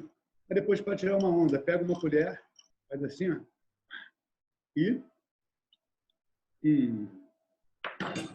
Bom, eu vou até abrir espaço para dúvidas, mas olha só, um brinde, Raquel, é com você. E eu queria ver quem fez aí. Quem não tem caipirinha bebe água com limão. Eu falei que eu não estou podendo, que senão os slides não vão ser passados, né, no caso. Pelo amor de Deus, não pode. Aí ia ficar meio ruim. Eu Ia tô ficar com água, prejudicado. eu tô com água aromatizada com limão. Não é limonada, não. Água aromatizada. O meu Aromatizada também, é água bom também, aromatizada. gosto. Uma dica aí, É. a última dica, Raquel. Da aromatizada, corta limão, tangerina, laranja, põe num filtro, casca de tudo, hortelã e deixa o dia inteiro pra mim. Tudo, eu não fui à feira, menos é limão e acabou. Não? Eu gosto muito, uma que eu gosto muito é laranja, cravo e canela. Eu acho que Delícia. fica uma delícia. Adoro. Adoro. Eu queria só fazer uma pergunta, Duda, sobre cachaça, porque eu tive essa dúvida na hora de comprar a cachaça. Então, assim, como escolher a cachaça? Porque eu tenho zero intimidade, apesar de eu adorar a cachaça, eu não compro, assim, não estou acostumada a comprar, então eu não faço a menor ideia. Uma envelhecida ou Porque eu uma vou no mercado. Não, não é nem isso. Às vezes até assim, não sei se marca ou tipo assim, não necessariamente nome fantasia, mas assim, o tipo, sabe? Porque tinha muita coisa no mercado e eu fiquei perdidinha. E eu fui comprar no mercado, não fui em depósito. Bom, vou explicar rapidamente, então, o que você me perguntou, que é uma coisa bem interessante. Gente, primeiro de tudo, eu vou falar uma vez, já falei para a Raquel, ela já sabe dessa frase. Fujam de bebida em garrafa de plástico, tá? Primeiro de tudo. Cachaça em garrafa de plástico, assim, eu acho difícil achar uma cachaça boa em garrafa de plástico. Qualquer Menino. vodka, tudo. Para mim, álcool em garrafa de plástico, eu limpo chão, eu limpo álcool em gel, meio desse sentido assim. Então, ó, são coisas o seguinte: primeiro, saber procedência e marca. Hoje em dia, as cachaças são muito, muito boas. Até convido, assim, o pessoal tem preconceito com a cachaça. Até é engraçado pensar que o samba também já sofreu muito isso, né? Hoje em dia é um patrimônio mundial. E é engraçado que precisou alguém lá de fora reconhecer para a gente reconhecer. Então, cachaça é igual. Cachaça, a média, assim, qualquer gôndola de mercado, qualquer mercado pode ser de, de R$ 30 para cima, é uma cachaça padrão, ok, de mercado. Eu uso uma marca da garrafa de palha, já viu aquela? A Etiópia, que tem uma... Ok, eu uso essa também, sem problema nenhum. E também tenho cachaça aqui de, sei lá, muito antigas, de marcas assim, envelhecidas em barris, de 15 anos, aí a gente não precisa disso. Então, para dividir o básico, seria o seguinte: uma cachaça branca para fazer a caipirinha, que não é envelhecida, tá? É a prata ou branca, que saiu o processo dela ali, tem envelhecimento leve e está ali para vocês. Ou uma cachaça envelhecida, que também, se você quiser, tiver um paladar mais complexo, quiser entender um pouco mais dos sabores da cachaça, aí você vai ter que entender que é o seguinte: a cachaça é o único destilado no mundo que pode ser envelhecida em qualquer tipo de... Qualquer não, mas na maioria dos tipos de barril. Todas as bebidas, as outras destiladas, são feitas em um tipo de barril específico. E a cachaça tem diversos tipos de barril. Com isso, vai buscar o gosto da madeira, a madeira vai transformar o álcool de alguma maneira, né? Vai ter uma troca ali. E eu gosto, a caipirinha que eu fiz, ela é envelhecida em uburana, essa cachaça aqui. Eu gosto muito, mas para começar, vamos assim. E para um drink mais complexo, mais mexido, como rabo de galo, ou quiser fazer um macunaíma, que é outro drink muito conhecido, aí já pode uma cachaça envelhecida, que eu acho que funciona super bem. Tá? Vamos dividir por aí, então. Cachaça garrafa de vidro, mais ou menos de R$ 35, R$ 30 para cima. E seja feliz, que dor de cabeça é falta de água e falta de alimentação. Ou uma garrafa inteira de cachaça. Então, obrigada aí pela dica. Agora eu vou observar todas essas dicas aí para comprar, porque assim, para quem não tem o costume de comprar bebida, a gente fica perdido para comprar. Essa é a realidade. Bom, dando continuidade, se a gente falou do Império, né? A gente tem que falar o quê? Da Portela, senão dá até briga. Essas duas escolas tiveram muita rivalidade, né? Por estarem ali muito próximas uma da outra. E o pessoal fala, inclusive, o pessoal fala, não, isso é verdade, né? As escolas de samba, elas têm a questão das escolas madrinhas, né? E o Império é uma escola mais nova e tinha chamado a Portela para ser madrinha deles, né? Só que já no primeiro ano que o Império saiu, o Império ganhou. E a Portela era tipo a sinistrona, ganhava todos. E aí o Império chegou e já ganhou, a Portela nunca compareceu, nunca teve esse apadrinhamento. Então, se você procurar saber, não tem, o Império Serrano não tem escola madrinha. E se vocês procurarem as escolas, a maioria as escolas mais novas têm, as antigas não. A Portela, a Mangueira, assim, não tem. Mas as agremiações mais jovens têm uma escola que é só madrinha e o Império não tem, porque a Portela ficou meio assim, qual é esse negócio aí?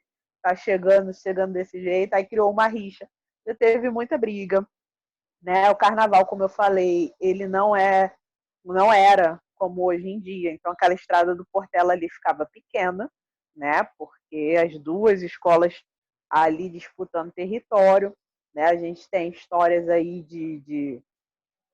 dos malandros mesmo, né? Dos valentes, né? O pessoal mais antigo falava assim, os valentes das escolas e tal, se enfrentando ali na estrada do Portela. E a Portela é uma das escolas mais tradicionais que a gente tem, inclusive, gente, é a maior campeã, né, das escolas de samba. Quando eu falo maior campeã, é a maior detentora de títulos, né, 22 títulos. Ela, inclusive, moldou muito do que a gente tem hoje nas escolas de samba, foi feito pela Portela. As inovações que a Portela ia trazendo para ela ia sendo tomado como como regra e virou meio que critério, né? Comissão de frente, a bandeira com essa estampa que parece sol nascente, né? Esse tipo de bandeira, as cores, as escolas terem cores, o desfile ser organizado por enredo, porque antigamente as coisas eram muito, como eu falei, livres. Então, o pessoal ia, cantava o samba, mas não tinha ala, não tinha muita coisa delimitada dessa forma. E a Portela foi inovadora e inventou a maioria desses critérios que a gente tem como critério de julgamento hoje. Pode passar para o próximo. A Portela, ela surgiu ali em Oswaldo Cruz, 1923. Ela foi registrada só em 26.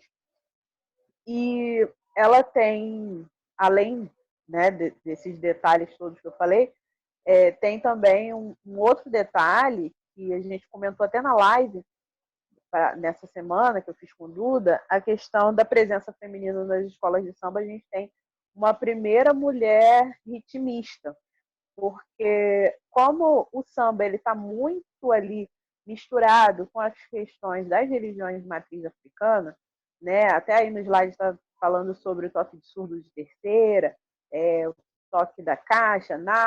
No Império tem o toque do agogô muito presente. Cada escola de samba padroeiro e cada santo padroeiro no sincretismo religioso corresponde a um determinado orixá. E normalmente o toque da bateria das escolas de samba vai de acordo com o orixá regente daquela escola ou o santo, enfim. Então, assim, os ritmistas eram todos homens, porque os ogãs nas religiões de matriz africana são homens, né? Somente homens podem ser ogãs, que são os homens ritmistas, que tocam os atabaques, os tambores. Então, para a entrada de mulheres na bateria da escola de samba foi um momento também de inovação, né? E a gente tem a Dagmar da Silva Pinto, conhecida como Dagmar da Portela. Não confundam com a Rua Dagmar da Fonseca, é outro negócio, né? É que Dagmar da Portela, ela era cunhada do Natal, famoso compositor da escola, esposa do Nozinho, e ela começou como porta-bandeira, mas não ficou lá nesse posto por muito tempo. Ela acabou indo tocar na década de 40, tá? Ela começou a tocar surdo e sair, né? O que a princípio foi uma coisa assim chocante, mas daqui a pouco foi entrando cada vez mais mulheres e hoje a gente tem até mestre de bateria mulher. Pode passar para o próximo. Dona Esther é uma mulher que é muito presente na história da Portela, mesmo não tendo sido efetivamente portelense, não estava ali na Portela, né, como fundadora ou como membro da escola, nada disso, né? Mas ela é importante para a escola porque ela é como se fosse um correspondente da Tia Ciata em Madureira. Tudo aquilo que a gente sabe da Tia Ciata lá no centro, aquela casa que recebia as pessoas, que era o centro agregador, acolhedor e gerador do samba, era a Tia Esther em Oswaldo Cruz, né? Ela foi fundadora de um bloco, de um cordão. Ela e o marido eram mestre sala e porta-bandeira, né, na Estrela Solitária, que era em Turiaçu, que é ali perto da Piraquê, que a gente fala que é Madureira, mas ali já é Turiaçu. Então, eles eram de Turiaçu, se mudaram para Oswaldo Cruz, e lá em Oswaldo Cruz eles faziam muitas festas, muitos sambas, né, muitas rodas de samba, durava dias na casa dela, aquelas festas. Às vezes a pessoa ia lá para arrumar um emprego, tipo, vai lá para arrumar um emprego, não sei o que. Lá ele conhecia, era tipo um network louco ali, e ele conhecia o empregador, nananã, e dali ele ia ficando, nem ia para o emprego. Quando via, ele ficava 3 dias ali na festa, perdia. Ali ele ganhava o emprego e ali mesmo ele perdia. Né? Então, assim, o samba foi apresentado a muita gente ali, né? Porque muita gente que veio a ser fundador da Portela. Então, ela é muito importante. E outra coisa também que é importante é que ela era dona de um bloco chamado Quem Fala de Nós Come Mosca. Adoro esses nomes de blocos, esses nomes de blocos antigos.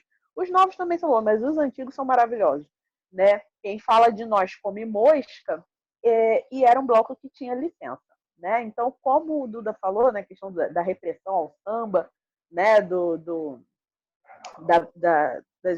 samba ser perseguido, né? Enquanto manifestação cultural não era bem visto, os blocos tinham que ter licença para desfilar no centro, e o Baianinhas de Oswaldo Cruz, que é o embrião da Portela, não tinha essa licença. Ele era clandestino. E aí, o que eles faziam? Eles desfilavam com a licença do Quem Fala de Nós Come Mosca. E era um bloco mais infantil, mais para criança, assim, bem café com leite mesmo, e só tinha licença porque ela era, você vê pela cara dela ali, né, uma senhora distinta, bem seriona, tal, não sei o quê. E há também algumas lendas que falam sobre ela ter poderes de encantamento do jongo, né? Que o jongo tem essa mística no entorno dele, né? De um bom jongueiro sabe lançar um feitiço de encantamento no outro, que se ele for um jongueiro despreparado e incauto, ele pode receber esse encantamento e ficar tipo vegetativo, pode morrer, ele pode, enfim, dar um piripaque, um negócio esquisito. Então diziam que a Dona Esther, ela era, como fala, experiente nesses encantamentos de jongo, e que ela teria demorado, inclusive, a morrer também por conta desses conhecimentos místicos dela. Cadê o próximo? Tia Surica. Gente, no Tour Mulheres Madureira, a gente, inclusive, vai lá no Cafofo da Surica. A gente vai lá na vila onde mora a Tia Surica. É mó legal. E, assim, a gente só fiz uma vez, né, como eu já falei, eu não quis, assim, ir lá, importunar, mas dizem que se bater lá na porta dela, ela vem, conversa, não. Só que, assim, de manhã, né, não vou ficar incomodando a senhorinha na casa dela. Se ela aparecer, beleza. Se ela não aparecer, beleza também. É uma das portalenses mais antigas, né, e aclamadas, assim, né, aqui dos conhecedores mais antigos da escola. E ela está na escola desde muito pequena. Ela fala que desde os 4 anos de idade, a mãe dela desfilava de baiana e ela já desfilava no colo, que as primeiras lembranças dela era ela no colo da mãe rodando de baiana. Então, assim, a criança já nasceu rodando, tontíssima de baiana na avenida. E esse apelido Surica foi um apelido que ela ganhou ainda bebê, que é a avó dela que colocou. E é interessante esse tipo de coisa, porque a gente não sabe. Se eu falar, alguém sabe o que é uma surica? Eu não conheço, eu não sei. Alguém sabe? Quem souber, por favor, coloca aí no chat. Eu sei o que é uma surica. E isso é engraçado, porque até na minha família tem um caso parecido. Surica, a avó dela diz que era uma coisinha redondinha. Uma coisa, então, assim, são meio que dialetos, meio que os linguajares dos mais antigos, que não é nada assim oficial, não é nada que realmente exista. Eles inventam coisas assim, como a minha bisavó chamava Adail, mas o apelido dela, ninguém chamava ela de Adail. Só, sei lá, o filhinho da casa dela, o resto, todo mundo era Dona Bioca, porque desde pequena ela era gordinha também, redondinha, e Bioca era aquele negócio redondo, né, de jogo de bola de gude, e, gordinha, redondinha, Bioca. Então tem esse negócio de nomes que colocam e ficou. Ela foi a primeira intérprete mulher na Portela, já tinha tido uma outra mulher cantando samba enredo, a Elza Soares já tinha cantado, mas ela foi a primeira na Portela, em 1966. E é muito engraçado ela falando que o Paulo da Portela pegou, vai cantar, vai ser você. E ela, não, mas vai. E ela pegou e foi.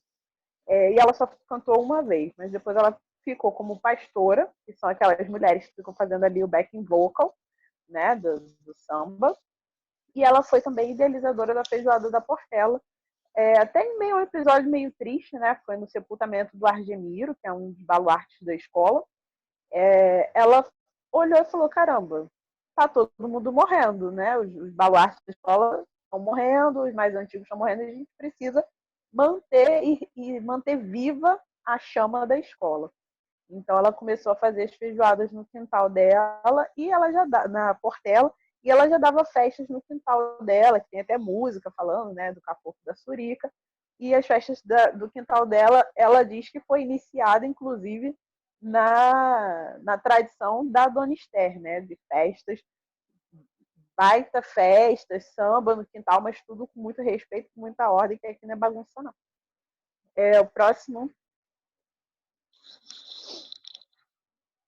E a tia Doca, né? Tia Doca da Portela, que já é falecida, mas também é uma mulher que tem muito, ela está ali naquele grupo de pastoras, de mulheres que estão à frente da escola, né? Porque a escola ela é muito masculina, mas ela também tem esse seu lado feminino, sua porção feminina muito forte, né? E as tias, as baianas, as mulheres que guardam a sabedoria do samba e que são a força motriz da escola, realizando ali os pratos, né, as comidas, as arrecadações. A tia Doca é uma dessas mulheres. E ela foi uma empreendedora, né, porque ela foi para Portela, ela foi criada na Serrinha, ela foi porta-bandeira de uma escola pequenininha em Vaz Lobo, mas ela foi para Portela através de um casamento, né? Ela casou com um compositor da escola e tal. Depois de muitos anos casada, ela teve 11 filhos, né? Hoje, desses 11 filhos, se não me engano, são 3 apenas vivos. E ela se viu ali, né, abandonada, o cara se separou dela, largou dela para ficar com outra mulher, e ela tinha que dar conta, né, de sustentar essa família. Então, ela já foi tecelã, ela já foi artesã e tal, mas a roda de samba que acontecia no quintal delas acabou se tornando um ponto ali de arrecadação para a família, né? Então, a tradição de samba embaixo da árvore, seja da amendoeira, da tamarineira, né? Como é lá no Cacique de Ramos, na Jaqueira, na Portela, enfim, toda na Mangueira, a própria Mangueira, né? Então, essa coisa do samba familiar acontecendo, aquilo, né, eles começaram a vender bebida, começaram a cobrar uma entrada e fazer um pagode, e virou uma das rodas de samba mais famosas do Rio de Janeiro, né? E ela era pastora, ela passou por diversas áreas da escola, ela foi pastora, foi baiana, foi porta-bandeira, já foi de um tudo, e ela falava, né, que ela só não carregou tijolo e não jogou bola com o Paulo da Portela. De resto, tudo na escola ela já fez. E isso é uma característica muito forte também dos antigos, né, dos membros mais antigos, dos baluartes das escolas, que é essa devoção a tudo na escola. De não ficar, né, hoje a gente vê uma mercantilização do samba, onde a pessoa só quer botar pluma paetê no dia, paga caro pluma paetê no dia do desfile. E essas pessoas não, são realmente mulheres envolvidas com o samba na sua essência. E a gente vai agora aprender o drink aí da tia Doca. Vamos lá, gente. Então, só eu estou bebendo hoje? Eu tô vendo aí. Infelizmente, infelizmente é. Olha, mas eu vou cobrar depois, hein? Eu quero saber se todo mundo aprendeu, como é que ficou o resultado. Daqui a pouco você vai ver os meus stories, que eu vou fazer tudo lá. Bom, e para finalizar, tive uma referência um pouco assim, a gente está num momento de pandemia que todo mundo teve que se afastar, né? Então, sempre tive essa coisa muito da bebida no samba, de que a cerveja que juntava, mas os drinks soltos, às vezes a caipirinha está sozinho. E resolvi fazer um drink que eu fazia com meus amigos, né, na época quando era tudo normal ainda, né? Quando existia o normal. Eu fazia um drink, era um drink para sair de casa, assim. Tá todo mundo se arrumando, vem para cá. Não, legal, legal. Aí fumou um cigarro, aí tomou um monte de cerveja. Vamos sair, vamos sair. Então, vamos tomar aquele último shot antes de sair, que é uma brincadeira também nos bares que eu faço evento, alguns eventos, é mesmo como se fosse um drink petisco, que eu chamo. Um drink petisco é o seguinte, ó, vai ser rapidíssimo isso daqui. Vamos lá, pegamos o limão, ele caiu da arvorezinha também, ó, deixa eu botar aqui para baixo. Aí, o limão caiu da árvore, pum. A gente pega ele, cortou no meio, né? Esse é muito rápido. Quem aqui tomou tequila já? Deve ter tomado, né? Então, vamos fazer. É cortar em gomos assim. E esse é um drink rápido, que é aquele drink para compartilhar, para sair. Aí você vai fazer o seguinte, ó.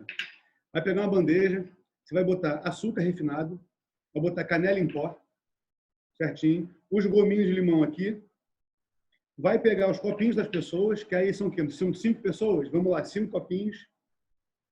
Eu vou tomar um só, tá? Calma aí, vamos fingir. Vou botar um que é água aqui. Senão eu vou cair, vocês vão ficar rindo de mim aí. Então, ó, nesse caso, uma cachaça envelhecida, eu já sugiro um pouco mais, porque é uma cachaça que você vai sentir os sabores dela. Para começar, quem curte uma cachaça mais suave, que não amarga tanto na garganta, sabe? Você não... Tem uma coisa que eu falo que é aquilo. Você toma um gole da cachaça, aí você faz aquela cara que é assim, ó, aí você tomou e faz assim, ó, daquela ardida no fundo da garganta. Eu não gosto. Então, cachaça de umburana. Cachaça de umburana é mais levinha que tem, é super gostosa, fácil de beber. Bom, chega para a roda de amigos aqui, galera. Vamos sair, vamos. Então, ó, faz o seguinte. Metade cheio de açúcar. Metade cheio de canela. Chupa o suco de limão, deixa ele na boca.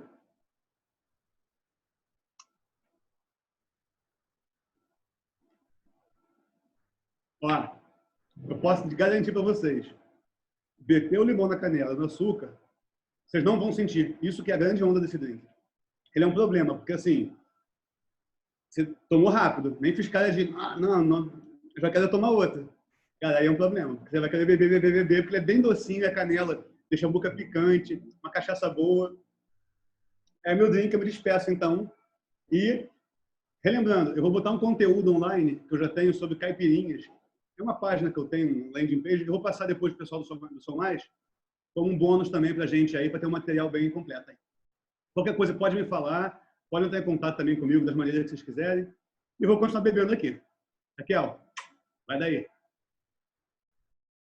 Gente, que delícia, que maravilha. Fiquei aguadíssima com esse último aí. Achei super legal. Ai, meu Deus do céu. Cheguei a salivar vendo o Duda fazendo isso. O segundo E foi essa aí, água. segundo para limpar. Vamos terminar aqui, né, a nossa apresentação com esse último local, que é onde a gente termina o tour, né? Não necessariamente na Feira das Iabás, mas na Praça Paulo Portela, que é onde acontece ali a feira, né? E a Feira das Iabás é uma iniciativa que foi criada pelo Marquinhos Oswaldo Cruz, né? Um cantor, agitador cultural, entusiasta ali da região de Oswaldo Cruz e Madureira, também responsável pelo trem do samba, né? Que é super legal também. Ele teve essa ideia e se reuniu com algumas tias, e aí elas são, né, das duas escolas e tal, são tias das escolas de samba ali da região, que tem essas barracas onde vendem quitutes relacionados à culinária de tradição afro-brasileira, comida de boteco, comida de terreiro, comida de quintal, muita culinária afetiva, né? É peixada, é jiló frito, é tudo que termina em ada, é rabada, buchada, é uma coisa de doido, é acarajé, é tudo de bom, regado a muito samba, né? Então são as barraquinhas ali no entorno, com a roda de samba que acontece, alguns shows. A Feira das Iabás acontece ao segundo domingo, perdão, segundo domingo de cada mês, mas é aquilo, né? Acontece quando tem. O que quer dizer isso? Acontece quando tem. Por quê? Porque para fazer um evento desse precisa de liberação da prefeitura, precisa de incentivo, né? Coisa do dinheiro, e essas coisas, esse tipo de incentivo não está rolando, liberação não está rolando, e aí quando tem, quando não tem, paciência, a gente descobre tudo nas vésperas, então é um negócio assim que infelizmente é uma coisa que tem muito potencial, né? Mas não é sempre que está sendo, não é sempre que está acontecendo. No ano passado, se não me engano, ficou mais de 6 meses sem ter a Feira das Iabás. O trem do samba não rolou porque não liberou. Então, assim, a gente vê também que esse tipo de manifestação cultural, pela gestão atual, não é visto como uma forma de cultura, né? A gente tem aí umas dificuldades de entendimento de o que é cultura, o que não é, e não tem o incentivo, né, a liberação de verba para que esse tipo de evento aconteça. Iabás, o nome é o nome dado dentro das culturas afro-brasileiras também, nome dado aos orixás femininos, né? Então tem tudo a ver, né, com o fato de, apesar de ter sido uma iniciativa por parte de um homem, né, do Marquinhos, ele chamar, né, as tias, que são as guardadoras aí da sabedoria do samba, da gestão matriarcal mesmo, né, dentro do samba. São as mulheres que estão ali gerindo e gerando, né, vida e trazendo o aconchego, o calor, a comida, a agregação, né, para si, fazendo essa comunhão mesmo na escola de samba, fazendo isso de uma forma empreendedora também, incentivando. Então, esse é o último lugar que a gente termina e se despede no nosso encontro aqui de hoje.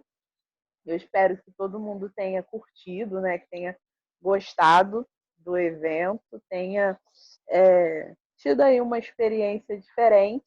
E aí também a gente deixa os contatos, né, do Sumas Carioca, se vocês quiserem depois entrar em contato, perguntar alguma coisa, se tiverem, eu tenho um chat aqui, tem umas perguntas, tem falas que eu não vi, então pode ser que tenha alguma pergunta, deixa eu ver.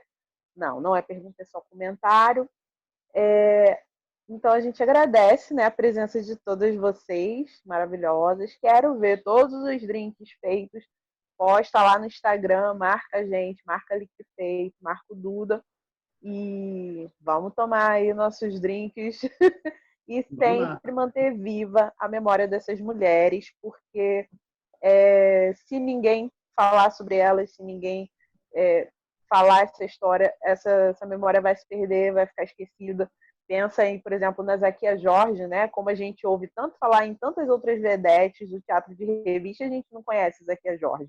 Por quê? Porque é de Madureira. Então, assim, a gente que conhece tem que levar essa história para as outras pessoas, tá bom? Alguém quer perguntar alguma coisa? Alguém quer falar alguma coisa? Dúvidas? Dúvidas? Eu queria que vocês dissessem o que vocês acharam, se foi legal, se não foi, o que a gente, de repente, pode melhorar, o que vocês acharam. Pode abrir o microfone aí, pode falar. Estamos entre amigos. Tá tudo certo. Ai, deixa eu até me ajeitar aqui para receber a crítica. Ai, Jesus. Ih, gente, levanta a mão para falar que gritaria, confusão, todo mundo falando ao mesmo tempo. Olivia, o seu microfone está fechado. Você tem que abrir seu microfone hoje. Tá aberto. Eu não estou te ouvindo. Só não estou te ouvindo, mas tá aberto.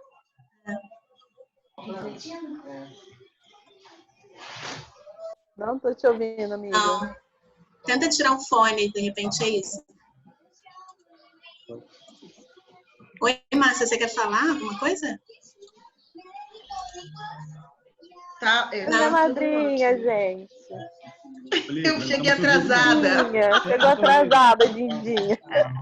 Mas eu senti o gostinho da canela com o limão. Porque eu sempre bebo caipirinha, mas nunca usei a canela. Eu vou usar a canela agora. Pois é. Olha, gente, quero deixar registrado aqui. Quero deixar registrado aqui que minha madrinha é minha musa inspiradora sambista, tá? Uau. Ela é minha musa inspiradora sambista. Maravilhosa. A Olivia está falando, resumindo, que gostou muito.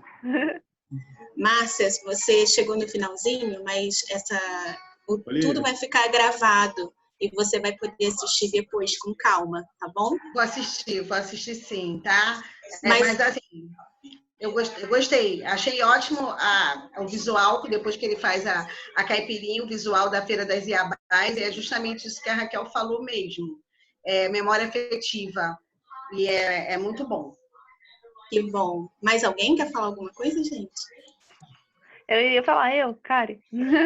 Eu ia dizer que eu não sabia, não conhecia a história da Dona Esther. Acho que saber que tem uma segunda tia Ciata, digamos assim. E achei muito interessante como a história das mulheres se misturam com a história do bairro, né? É uma coisa assim que não dá para desassociar, eu achei bem maneiro. E quando a gente faz o tour, a gente vai lá em frente à casa dela, assim como aqueles pontos lá no centro da cidade, tem aquela plaquinha de patrimônio, aquela plaquinha azul, redondinha, lá na casa dela tem também.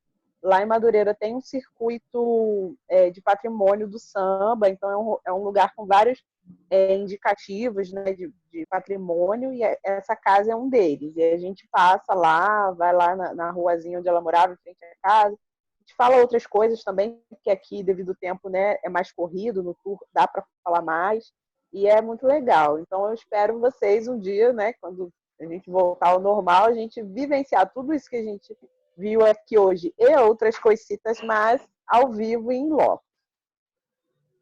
Mais alguém quer sinalizar alguma coisa? As Carols? Tomara que passe logo. Carols. Tem 2 Carols. Posso ir? Pode. Vai. Beleza. Eu achei o máximo, gostei muito de saber da história. Tinha coisa ali que eu via e falava assim, ué, mas eu andei tanto por Madureira e eu não vi isso daí, aquela primeira estátua que você mostrou da mãe, essa praça aí, não tenho recordação disso daí e tal, visualmente. Mas gostei muito e a tristeza que me dá é de ficar vendo assim, as coisas sendo feitas e eu não poder experimentar nada. Eu não sou uma pessoa que tem o costume de beber, mas assim, de ver, eu bebo com os olhos, sabe? E aí eu já fiquei assim, putz, eu vou chegar em casa pra minha mãe, eu tô na casa da minha mãe. Eu falei pra ela, chegando em casa, eu vou fazer uma caipirinha. Ela, o quê? Eu falei, eu tô com uma cara muito boa, eu quero fazer isso daí. No Instagram vai ter um negocinho. Vai foto, vai lá, faz sim, tem que testar. Também adorei, também vou fazer as receitas. Isso aí. Não, e vamos fazer um tintim, vamos fazer tintim a esse movimento, gente. A gente podia marcar um horário, né? Sei lá, que horas são agora? 4 e pouco? Amei a ideia! Todo mundo botar um tintim em homenagem a Duda. Porque eu tô aqui aguada, meditando, seu malvado. Eu não tenho nothing para tomar nada aqui. Não faz isso. Água pura, medita. Ai, meu cara. Toma bem. A Carol Queiroga, eu já vi lá vários posts no Stories com os ingredientes todos separados. Já tá aqui, já tá aqui para poder. Aí eu vou ter que fazer um de cada, né? Para experimentar, para saber se eu aprendi fazer. Eu acho digno. Maltrata, gente. Maltrata. Deixa eu também fazer Tá vendo então, né? Deixa eu fazer um agradecimento para vocês. Primeiro de tudo é porque, assim, eu vou falar uma coisa muito pessoal. Eu adoro trabalhar com mulheres e, para mim, estar presente num círculo de mulheres é muito importante, sacou? Uma coisa que, enfim, os homens... eu ia falar assim, os homens héteros, mas, enfim, né? Não é questão sobre isso, né? Mas é porque é muito legal. Eu acho muito foda ver essa representatividade. E brigadão de novo. Gabi, Raquel, Dida, Renata, todo mundo são nós que me abraçam de uma maneira muito, muito legal, assim. Eu só tenho a dizer valeu e estamos nos próximos aí, todo mundo. Beijo! Muito obrigada a você, maravilhoso. E se vocês, né, que já conhecem nossos roteiros, tiverem ideias aí de, a gente podia fazer assim, assado, o roteiro tal, que eu já fui de vocês, ou, enfim, alguma ideia que vocês tenham, podem compartilhar com a gente também, porque a gente está super aí. Duda topa todas as loucuras, aliás, ele já vem trazendo as loucuras e a gente vai na dele também. É uma delícia essa parceria. Adorei. Muito obrigada a todas também. Gente, eu só queria agradecer a presença de vocês aí, que acreditaram. Mas eu acho que super funcionou, porque a gente conseguiu falar da história do bairro, dessas mulheres, o Duda trazendo, né, essas experiências, esses drinks que a gente não pode fazer, não é mesmo? Mas a gente espera que quando isso tudo passar, a gente consiga se encontrar e de confraternizar junto, né? Eu falei pro Duda que ele é maravilhoso, porque todo mundo quando abre, faz alguma coisa assim, tá com uma estante de livros atrás. Ele não, amores. Ele tá... cheio das garrafas. Ele tá com outro tipo de estante. Maravilhoso. A Razane, eu queria agradecer muito pela ideia. A ideia foi do Duda de fazer alguma coisa em conjunto. A gente já conhecia ele há quase 2 anos já. E a gente queria agradecer muito dele ter topado isso, dele conseguir, né, fazer e transmitir essa experiência pra gente também, da gente querer ficar com essa água na boca de ir lá e fazer quando terminar isso aqui. Eu acho que a gente conseguiu alcançar o que a gente queria, que era passar essas informações dessas mulheres poderosas para vocês, e a história do bairro. Agradecer muito a Raquel pelo conteúdo que ela trouxe, agradecer muito o Duda pela forma com que ele transmitiu esse conhecimento dele de drinks, e mais uma vez agradecer a vocês que toparam participar dessa nossa empreitada. Eu acho que esse vai ser o primeiro de muitos, e é muito importante que, se vocês gostaram postem lá no Instagram, fala que gostou. Esse vídeo vai ficar disponibilizado para vocês assistirem quantas vezes vocês quiserem, né? Alguma história sobre o bairro, ou ver de novo como é que faz aquele tipo de drink.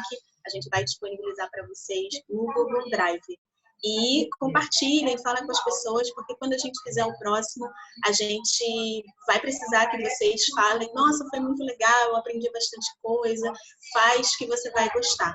Então, muito, muito obrigada a todos vocês. Eu desejo um ótimo finalzinho de sábado, um ótimo domingo e uma ótima próxima semana que vai começar aí. Tá bom, gente? Muito obrigada aí pela participação de verdade.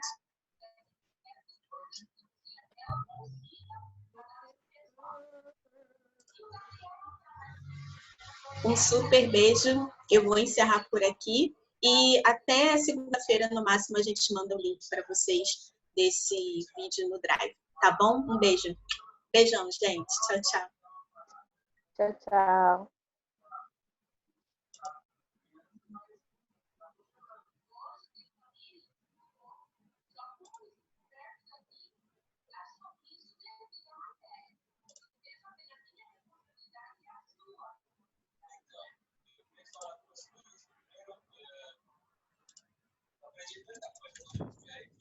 Vou fechar, tá, Gabi? Porque aí já grava.